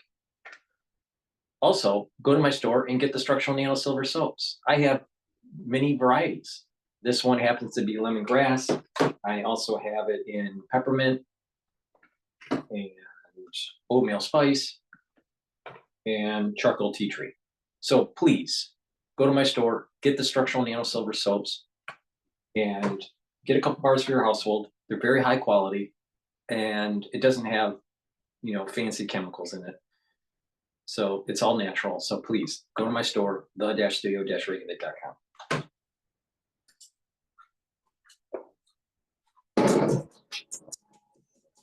One of the big controversies here is how helpful local police who are now banned from assisting federal agents could potentially be when they go out looking for gang members and other criminals who might be living here in New York. But this is something activists really do not want at all, because immediately in their minds they assume that this is going to have the NYPD separating families and deporting the law-abiding, which isn't the message here at all. No, but that doesn't matter. They've vowed to stand against it, and they want to keep things exactly how they are right now in this town. Thousands of people, backed by more than 30 groups, took to the streets Saturday, marching from Columbus Circle to Bryant Park. We're here to send a message loud and clear after the election that even though this administration is going to target immigrant communities, low-income people of color, that we're here to stay. We're actually going to be more visible and powerful. So this interview is fascinating, and this is the first individual we've heard say that this deportation agenda is not going to be about protecting immigrant communities. No, instead, they're telling us that this is actually about destroying immigrant communities and getting rid of people who have legal right to be here.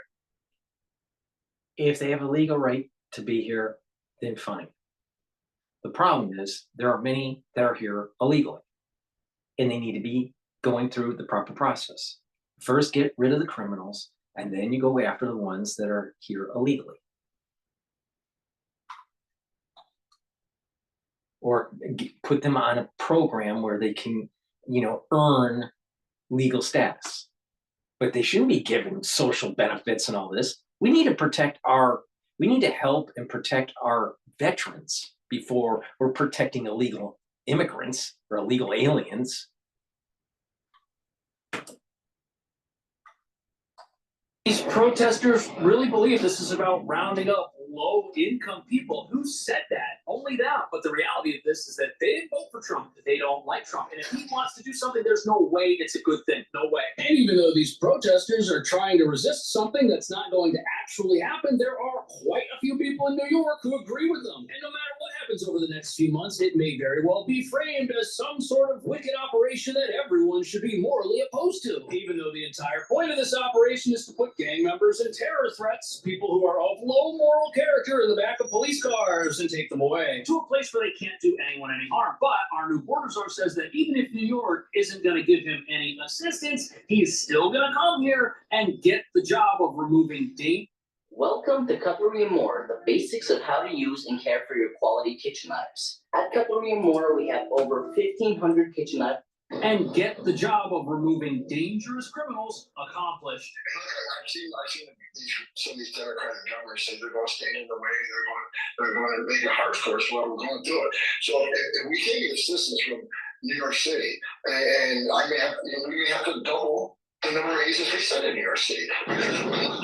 So if New York City decides to stand against this in some capacity, apparently more ICE agents, double the number, will just be deployed here to accomplish this task. An accomplishment that will definitely be appreciated by the many asylum seekers living in shelters where they are surrounded by dangerous gang members right now. And this is also going to come as a relief to many of the immigrant communities in New York that are under attack by these gangs, who are setting up criminal operations all over town, in many cases selling things that are stolen from local businesses right on the side of the road out of suitcases. And you've got to ask yourself, if you see a young woman pulling tools out of a suitcase that were stolen from Home Depot, you've got to ask yourself, is she really selling them on a Saturday morning in the freezing cold because that's what she wants to do with her time? Or did someone tell her that that's what she better do with her time? Either way, many immigrant communities across New York voted red for the very first time. And it seems like the asylum seekers living in our shelters and many immigrants who live here have more in common with our border czar than some of these activists do, which is surprising. And there's incredible pressure on Mayor Eric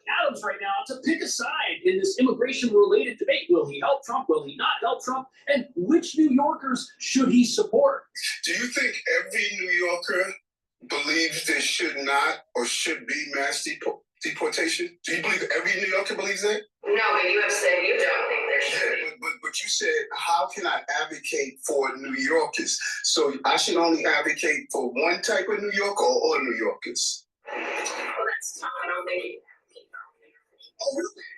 Okay, so which New Yorker I should advocate for? The ones that agree with you or disagree with you? Well, if you believe there should be no mass deportation. So I know that Mayor Adams isn't perfect, but that response was brilliant. He's got to look out for all New Yorkers who are Republicans, New Yorkers who are Democrats. He can't pick a side because he's mayor of everybody, and he's got to create the best city that he possibly can for everybody. And the premise of what many activists are asking of the mayor is flawed. He doesn't have to advocate for who the reporter calls are migrant New Yorkers because they get their legal status by way of the federal government while they apply for asylum. But if their asylum application gets denied, then they could in fact be ordered out of the country. But isn't that how the asylum application works? Does everybody get accepted? Are there some people who the government decides not to grant asylum to? Like people that are potentially dangerous or are members of some group that wants to hurt people? Either way, it sounds like Mayor Adams is committed to making sure that people are treated with dignity no matter the results of this process. And that also means making sure things are done in a fair way without anybody having to get hurt. But what do you think? Are the activists right? Is this deportation plan really a Trojan horse of anti-immigrantness? Or is it going to help keep people safe? Is it good that gang members are living sleeping in shelters next to little kids who are here with their families and need to go to elementary school tomorrow morning. Is that a safe situation? And do activists even realize that when they defend policies that have led to that, those things are just going to continue, and the very people who the asylum crisis is named after may continue to be in danger? Let me know. Thank you so much. I'll see you in the next video. Get rid of the illegal aliens. First, get rid of the criminals that are illegal, and then go after the ones that are here illegally. Now, some of them have asylum status now, and they have to go through their process. But the reality of the situation was, what happened was they came over the border illegally, didn't go through the proper channels and the proper port of entry to apply for asylum. They came here illegally. They worked with some sort of NGO or some sort of government agency to process them as an asylum seeker. And that needs to stop. They need to come through the port of entry properly. Now, they're already in the system to be processed, so that causes some problems, but some of them are going to be denied and they need to leave. But you got to stop new ones coming in by protecting the border, and you have any of the criminals, and this criminal activity is a real thing in New York, they need to be kicked out. And ones that are here illegally without proper status need to be deported. Absolutely. Please go to, and it's not anti-immigrant, it's just pro-law. Please go to my store, the-studio-reykjavik.com, and get the structural nano silver gel. This is a dual purpose product. This will help to neutralize pathogens, help to heal the skin. It's a great skin care product. And what you can do is you put it on your hands, you can put it around your mouth, your nose, around your ears, around your eyes, lightly coat your nostrils, and neutralize pathogens. If you have a cut, an abrasion, a minor burn, put it on that abrasion, lesion, and it will heal quicker. In addition, you can put it on your skin as a daily skincare. Best way to do that is to put it on and go to bed, put it on before you go to bed, and then exfoliate in the morning, and you'll notice that your skin is tighter and clearer. Please go to my store, the-studio-reykjavik.com, and get the great structural nano silver gel that I have. I also have it in a dispenser form. So you can get the tube form or the dispenser form and put it in your bag, carry it around with you to work or wherever. Please go to my store, the-studio-reykjavik.com, and get the structural nano silver gels. All right, let's go to CNN and how they're demonizing Trump. Well, now, to make sense of Donald Trump's presidency, we must understand the discontent that put him in office. That's the theory of our next guest, Harvard professor and political philosopher Michael Sandel. He joined Walter Isaacson to discuss how polarization fueled Trump's campaign. Thank you, Brianna. And Michael Sandel, welcome back to the show.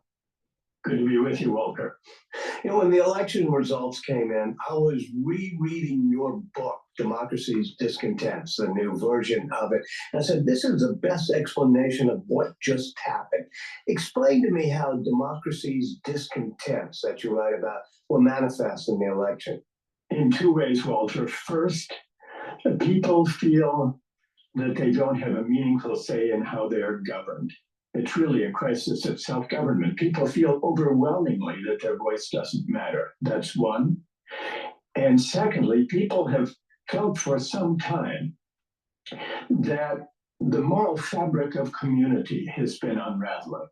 From family to community to the nation. People hunger for a sense of belonging, a sense of pride, a sense of solidarity, and people feel unmoored. And so I think these are two deep sources of the discontent that this election was about, that Donald Trump managed to tap into, connected also with the grievances of working people, those without university degrees, who felt that elites looked down on them. You talk about those grievances, and you actually call them legitimate grievances. Explain why. Yes, for decades, the divide between winners and losers has been deepening. poisoning our politics and setting us apart came to a head in 2016 when Donald Trump was first elected by speaking to those grievances. And I think the way they arose, Walter, is that for decades, Democrats and Republicans alike had carried out a kind of neoliberal, market-friendly globalization project that delivered enormous rewards to those at the top, but left the bottom half of the country basically with stagnant wages and outsourced jobs. So there was widening inequality of income and wealth. But not only that, the governing elites, Democrats and Republicans, had told working people, if you want to compete and win in a global economy, go to college. What you earned will depend on what you learn. You can make it if you try. What they missed was the insult implicit in that bracing advice. If you're struggling in the new economy and you didn't get a degree, your failure is your fault. That's the implication. So it's no wonder that many working people felt not only dispossessed and economically squeezed by the new economy, but also insulted, looked down upon by governing elites. Hey, but the Democratic Party used to be in favor of the average working person. Why do you think they got tagged as the party of what you call the meritocratic elites that look down on others? It's really an important question, Walter, because you're right, there has been a reversal. Traditionally, the Democratic Party, going back to the New Deal, was the party of the people against the powerful, the party of working people, and affluent folks tended to vote Republican. Those with college degrees tended to vote Republican. Those without college degrees and working people tended to vote Democratic. By 2016, this had flipped. Donald Trump did very well among those voters without college degrees. And those of us who spend our time in the company of the credentialed can easily forget the fact that most of our fellow citizens don't have four-year degrees. Nearly two-thirds do not. But with the Democratic Party, the way it evolved during the age of globalization, there was a kind of market triumphalism, but also a kind of meritocratic triumphalism. Though there was such emphasis on getting a college degree as the avenue to success and also to respect, that by 2016, the Democratic Party had become more attuned to the values and the interests and the outlook of credentialed elites and professional classes than to the blue-collar voters who once constituted their primary base of support. Why has social mobility stalled, and how does that fit into this? We have long consoled ourselves in America that we don't have to worry so much about inequality as those old European countries, because in America it's possible to rise. No one is consigned to the fate of his or her birth. But what's striking is that the rates of intergenerational upward mobility are higher in the more egalitarian European countries than they are in the United States. And that's because having a strong welfare state, strong public education, and housing and healthcare provide the kind of stability and strength that actually enables people to rise. And so what we found is that we have widening inequality, but also stalled mobility. And yet the story we tell about ourselves, that in America you can make it if you try, is demoralizing under conditions where many people found over the last few decades that no matter how hard they worked, they couldn't get ahead. So not only was there economic inequality and job loss and wage stagnation, but there was also a demoralizing message pronounced especially by credentialed elites who said, if only you work hard, you can make it. If only you get a degree, but it's on you, you can make it. And that, in a way, prevented, I think, progressives and the Democratic Party in particular from stepping back and asking a fundamental question. If Donald Trump is as unfit and as serious a threat to democracy as we say he is, why is it that half the country, now more than half the country, prefers him to what we've been offering? That's a sobering question that Democrats need to ask themselves, looking in the mirror and asking, how do we need to rejuvenate the mission and purpose of progressive politics of the Democratic Party if we're to address these sources of grievance and discontent? Walter. Well, you talk about Trump and why he appealed to things. Break down the reasons for me. To what extent was it economic? To what extent was it cultural, social issues? To what extent was it a condescension amongst the elite? I think it was all of those things. The election itself, I think, boiled down to one fundamental question. Which candidate would be able to present themselves as the candidate of change? Because people wanted change. They were not happy with the way things were going. Donald Trump won that argument. Kamala Harris was not able, for various reasons, successfully to present herself as the agent of change. But beyond that, we had debates in the postmortems. Was it economic grievance, or was it cultural anxiety and anger and grievance? Or was it elites looking down? It was all of those things. Yeah. And I think we make a mistake, both as analysts trying to figure out and comment on the election, but also I think the political parties make a mistake by distinguishing too sharply between economic issues, things like inflation, jobs, economic growth, distribution of income on the one hand, and cultural grievances. They're closely connected because the economy, of course, it matters how well the economy does in producing jobs and keeping prices down and so on. But it matters above all as a system for allocating social recognition and esteem. And this connects to the cultural question. Part of what's turned working people against the Democratic Party in recent years is the sense not only that they've been left behind economically, and the Democrats participated in deregulating the financial industry and promoting market-driven globalization. That all mattered.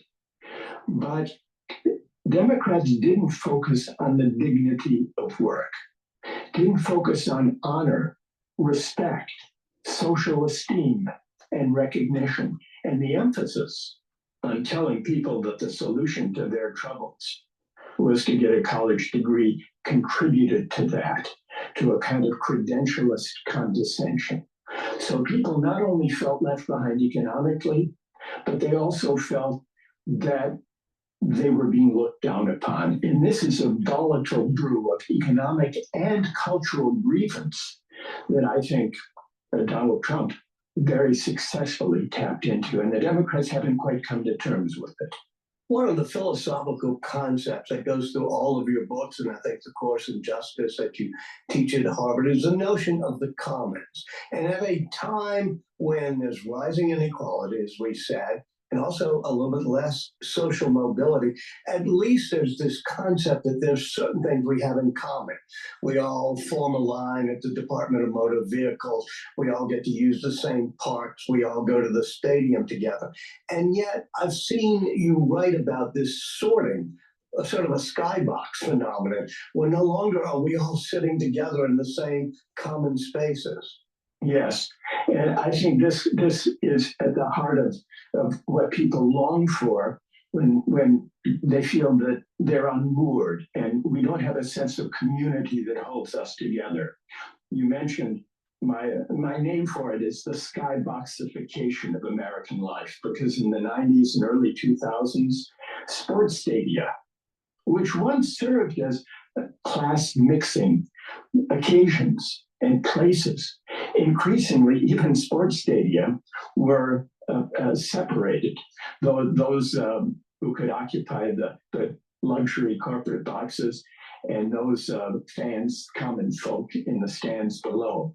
And what really has unfolded during the last several decades is that the most corrosive effect of the widening inequalities has been on the erosion of those public places and common spaces that gather us together as citizens in the ordinary course of our lives. Increasingly, those who are affluent and those of modest means live separate lives. We send our kids to different schools. We live and work and shop and play in different places. This isn't good for democracy, because democracy is about more than just voting on election day. It's about sharing a common life that reminds us that we are all in this together.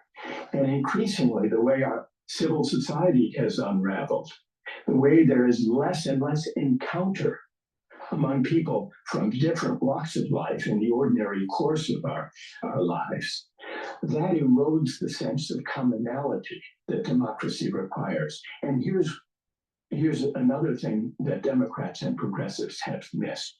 Even those who have seen the importance of alleviating the inequality, and even those who have called for some populist economic programs to take seriously the dignity of work, need to connect that economic rejuvenation with a sense of community, and that includes patriotism. Democrats and progressives have allowed the right and the MAGA movement to claim a kind of monopoly on national pride. Make America great again. Well, there are a lot of problems with that, but it speaks to the aspiration for national pride. There's a tendency, understandably, to say, well, that's the MAGA project, a kind of hyper-nationalism that is ungenerous to immigrants and to outsiders and to inclusiveness. But the answer to that is not to cast a kind of suspicion on all things patriotic. Professor Sindel, the Make America Great Again concept is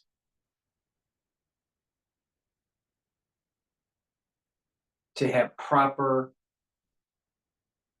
immigrant policy, to have a government that is beholden to the will of the people, that's following the Constitution and the intent of our founding fathers for the constitutional republic that we have. To feel optimistic and to take risks. That's what it's about. It's not some demonization of certain people, either socioeconomic or ethnic or even religious. That is not, that's a misunderstanding of the movement. If you look at the tent, the big tent of the Republican Party and Make America Great Again, the proof is in the data. And the data is showing that it's multicultural, multi-religious, multi-socioeconomic.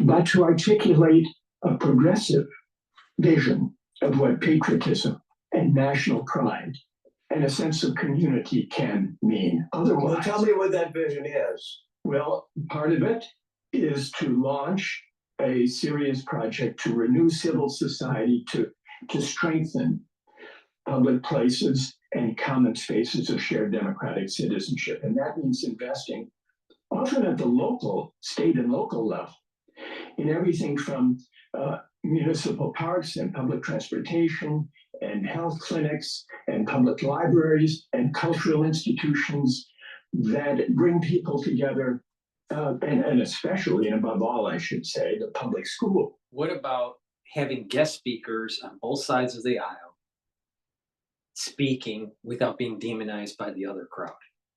See, if you get a conservative person to speak at a university, elite or non-elite, most likely the student body is going to protest against that conservative speaker.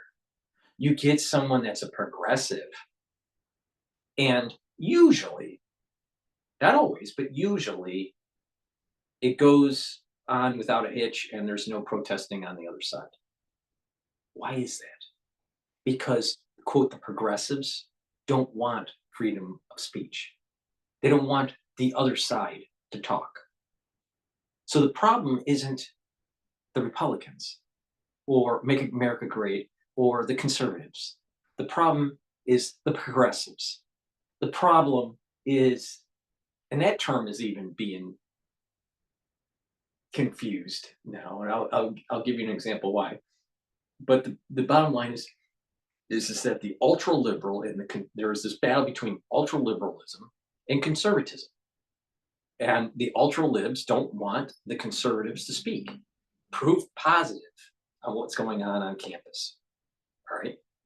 Now, in terms of progressive usually meant for the Democratic Party.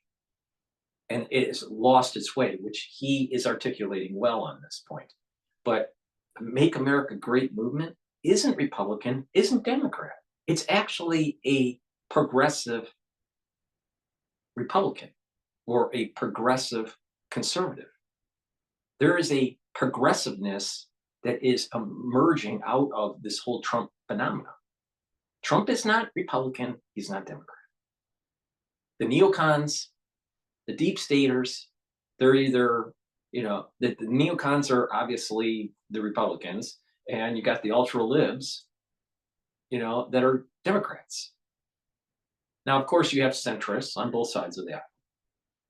But there's something that's emerging out of this Trump phenomenon, where it's a take risks, be constitutional, less government is better government, but you can also have some sort of progressive principles to strengthen society, but not to go full tilt libtard. All right? You never go full libtard, right? There's a progressive element to the Trump movement. There's a Republican progressivism that's taking place. So let's not demonize Make America Great Again, because honestly, America needs to be great again and exceptional. To bring people from different classes into a shared democratic encounter. So that's one. But in speaking about the economy, I think we can bring patriotic themes to bear there too. Part of what the age of globalization did was to imply, and to teach national borders and national identity. They don't matter so much. We don't really need to depend on those folks who live nearby, or for that matter, in our country, either for production or for consumption. We can collaborate and produce with people anywhere in the world. And this underlay the outsourcing. But it also conveyed a certain attitude of less and less dependence on those with whom we share a country. And so I think this too is part of the unraveling of a sense of national community. I think it has fueled the anger. And this is the reason why people are against globalization. They're against the ultra libtard philosophy and the wokeism and the erosion of our constitutional freedoms, the destruction of our borders, the destruction of our controlling of our currency. and being able to be a sovereign nation. Make America great again is basically be constitutional and be a sovereign nation again. Globalization does have some benefits, but the thing is that localization is where it's at now, and we need to be self-sufficient, and we need to increase our manufacturing base. So if we do go to war with China, we have the means to win. We have to win, period.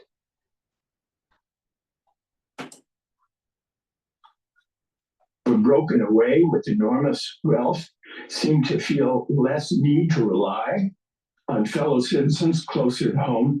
So an economic patriotism, we've seen at the beginning of it with friendshoring or bringing supply chains closer to home, with making public investments to manufacture key goods, to support key industries domestically.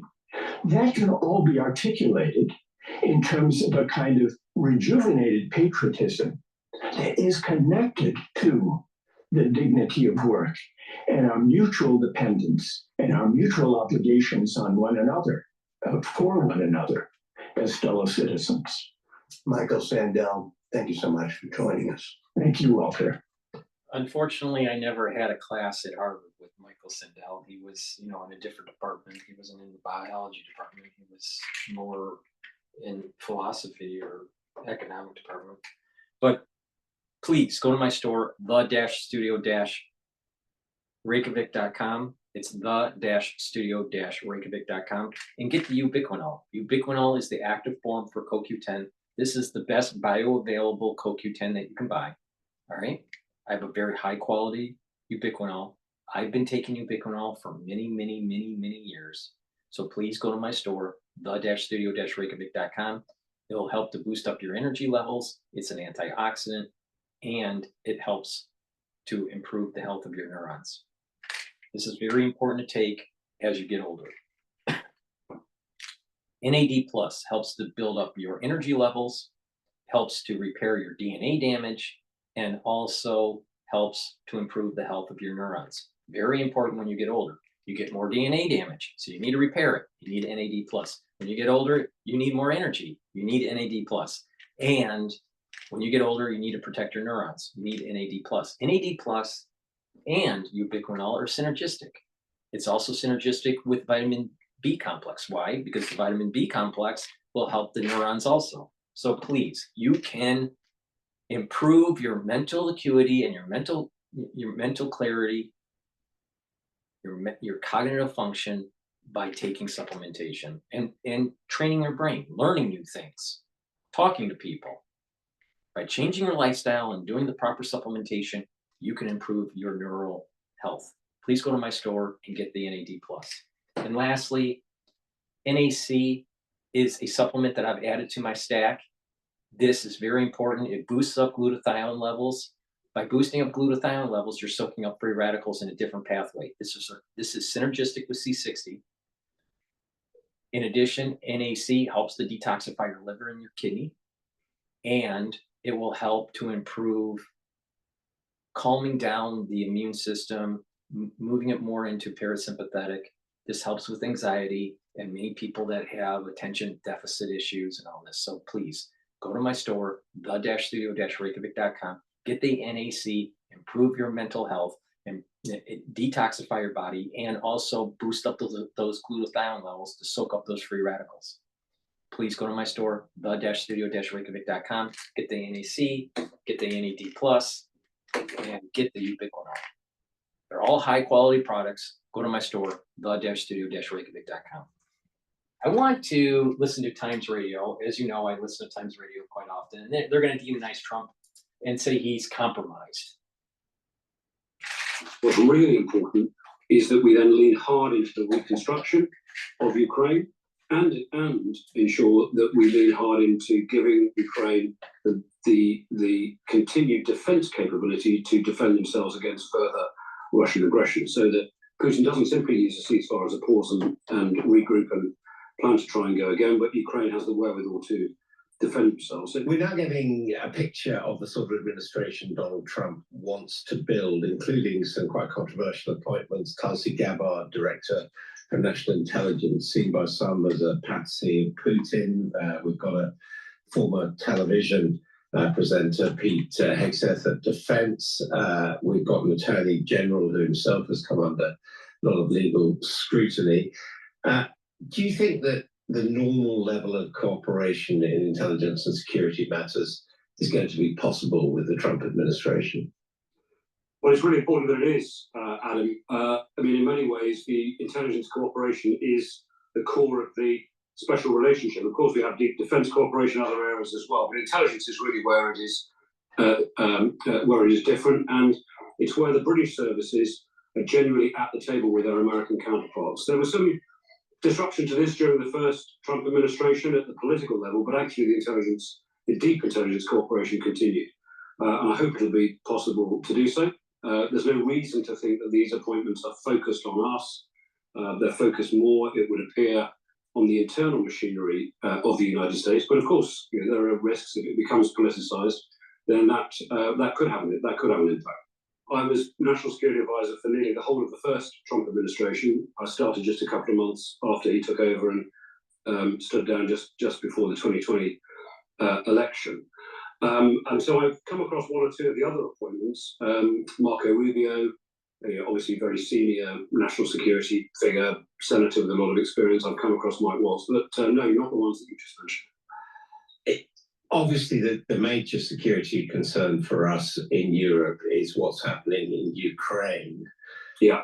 Said to be a special relationship, particularly in terms of intelligence and through the Five Eyes exchange of intelligence. But it's going to be a bit difficult, isn't it, exchanging intelligence about the European position when arguably someone like Tulsi Gabbard could be on the other side, the pro-Russian side.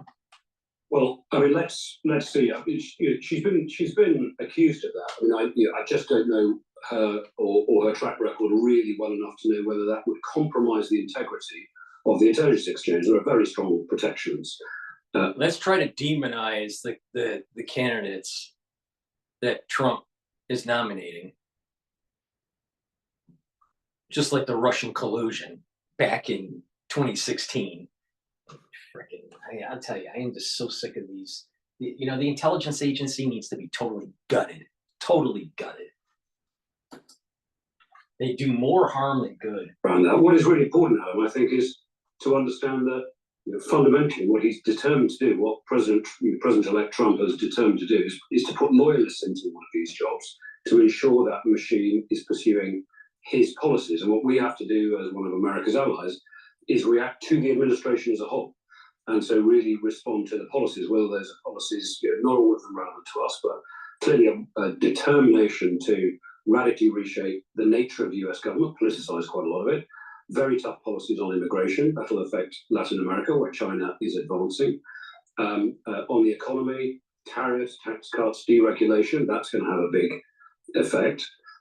Withdrawing the United States from the climate change agreements, and of course, as you say, more security and defense, wanting to bring the war in Ukraine to an end with a negotiated settlement, and diluting security guarantees to allies that don't, as he sees, do enough.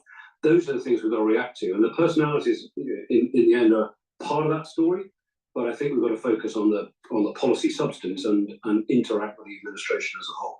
And how do you see our reaction taking shape? I mean, there are some people who say, well, in the end, we want to be America's best friend, so if they do something, we should support them.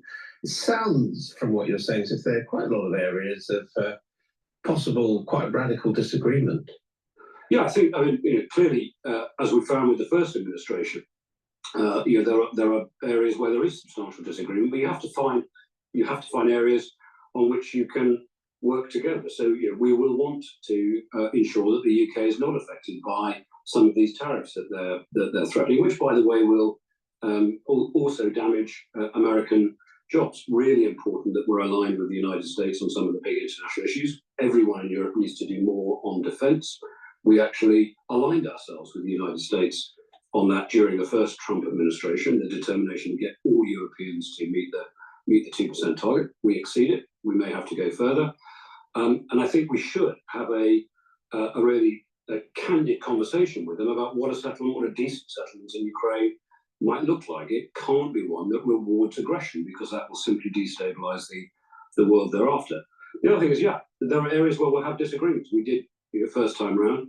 In a way, Trump doesn't mind that. He expects countries to defend their national interests and to do so robustly. And he understands that national interest is sometimes different to the United States. And I think you've got to see this relationship in a different way when he's there. It's more transactional, but he doesn't expect you just simply to go along with everything that he says.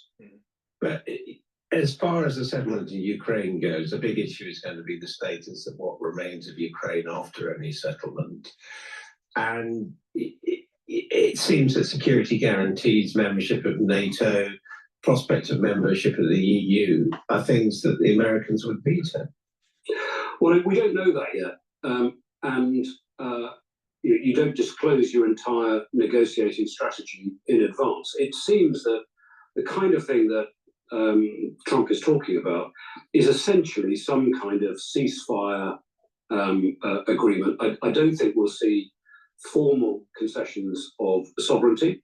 I think that would be impossible for Ukraine and would be a very important principle breach, that territory can be, borders can be. It's probably going to be staged. It's going to be a ceasefire, and then some land that Russia gained will be going to the Russians, right? And some gains by the Ukrainians are going to be given up as a negotiating tool for a ceasefire. But not all the gains from Russia are going to be held. Russia's going to give up a little bit to get Russia proper back. Please go to my store, the-studio-reykjavik.com, and get the vitamin C. This helps to boost up your immune system, and it also helps with your skin. If you're not feeling well during the cold season, take a double dose. Drink it with filtered water. Omega-3, very important for your cardiovascular health. This helps to bring down LDL levels and increase your HDL levels. Omega-3 also helps to prevent your red blood cells from sticking too much. So please go to my store, the-studio-reykjavik.com, and take the Omega-3. And Myotrol, very important. As we get older, we need to maintain muscle mass and gain muscle mass. If you're an athlete, you need to, increase your muscle mass and increase your energy levels. Myotrol will help that also. Please go to my store, the-studio-reykjavik.com. Get the Myotrol. It'll help to boost up your energy levels by improving the health of your mitochondria. And that energy is needed to build muscle and maintain muscle mass. This is very important. If you're getting older or you're an athlete, you should be taking Myotrol every day. Please go to my store, the-studio-reykjavik.com, and get the Myotrol.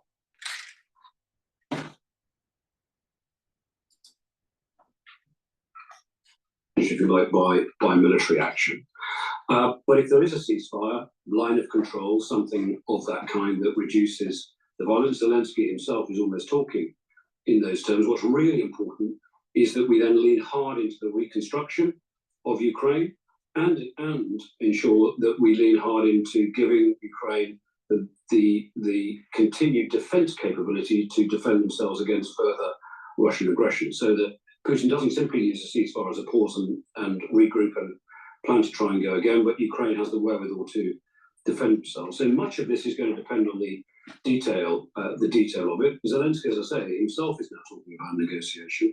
We shouldn't be disclosing the details of that in advance. What we should be doing is putting Ukraine in the best possible position, which is why I hope we can, with the Americans, but if necessary, just ourselves with other Europeans, release some of the restrictions on the Ukrainian use of weaponry we've supplied. What about the Middle East? It's interpreted that the new incoming administration will be pro-Israel and perhaps give the green light for tougher action against Iran. Would you anticipate that? Well, it clearly is pro-Israel, but then all American administrations are largely pro-Israel, certainly in sort of terms that most of the rest of us would think. I mean, we have pro-Israel governments in the UK as well. I think what we're seeing in the Middle East is that neither Israel nor Iran, this is a really big question, really want this exchange of military action to escalate into an all-out war. They seem determined to try to avoid that. Israel is obviously, and quite naturally, determined also to degrade Iranian military capability, so they don't continue to present a threat. They don't have the wherewithal to destroy the Iranian nuclear weapons program and civil nuclear program entirely on their own, and that would be a major escalation.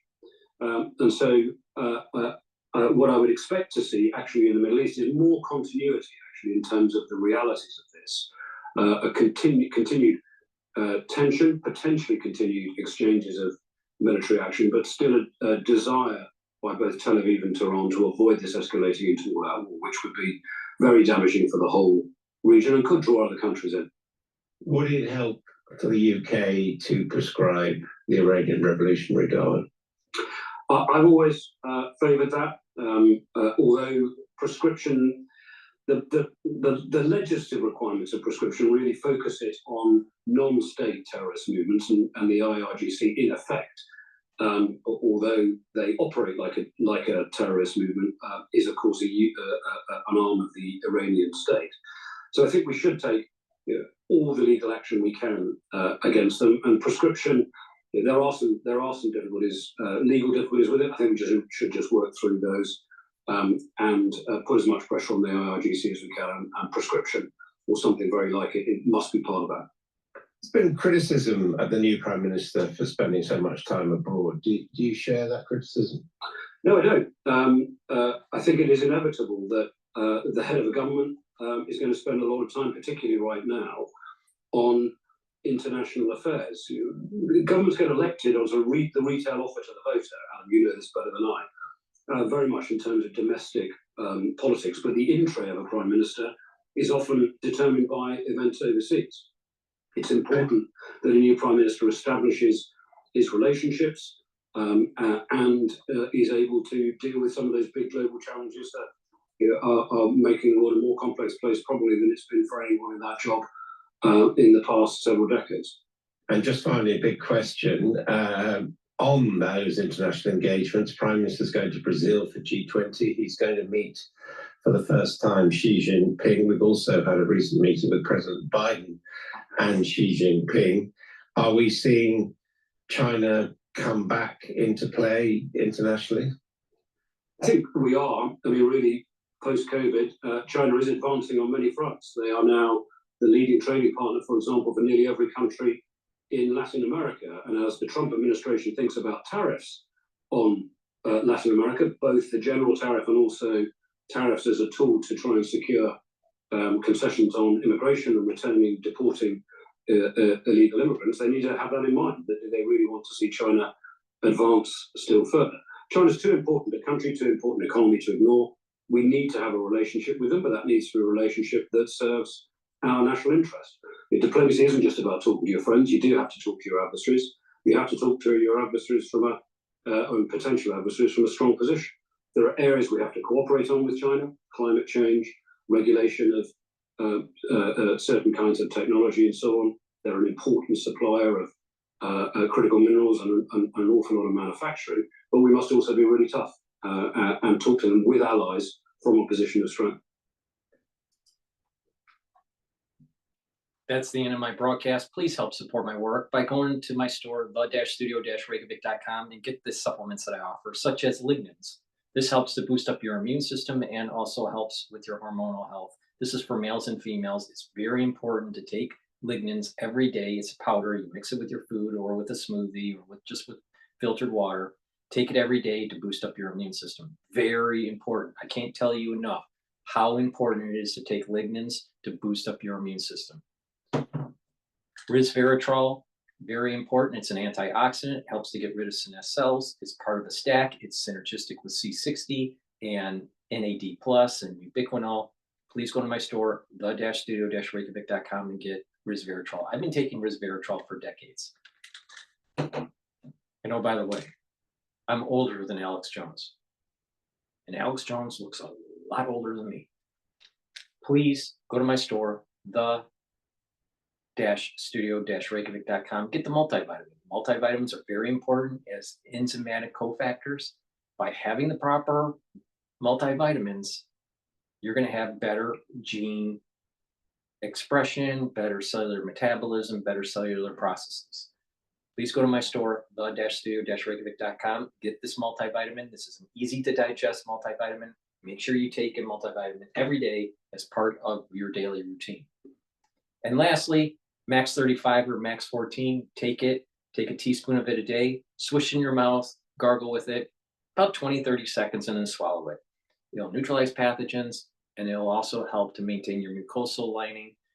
By doing that, you are mitigating problems during the cold season and other things. So please go to my store, the-studio-reykjavik.com. Get the supplements, follow the protocols, get the anti-aging boxes, get the longevity boxes. Pay attention to what I'm saying and improve your health. Thank you for listening. And by the way, America is moving in the right direction. We can come together peacefully, both sides of the aisle, to make this country the best that it can be. I'm very positive about the future of America in the long run, but we really do need to go after the individuals that tried to circumvent the constitutional rights of the citizens and of the Trump administration. All right. There are people within the deep state that wanted to use their power within their agencies to circumvent the constitutional rights of the citizenry. We, as a people, need to go after them and prosecute them. Thank you for listening, and have a nice day. And oh, by the way, the ones that align themselves with the deep state in the mainstream media to erode our constitutional freedoms should also be prosecuted. Thank you for listening, and have a nice day.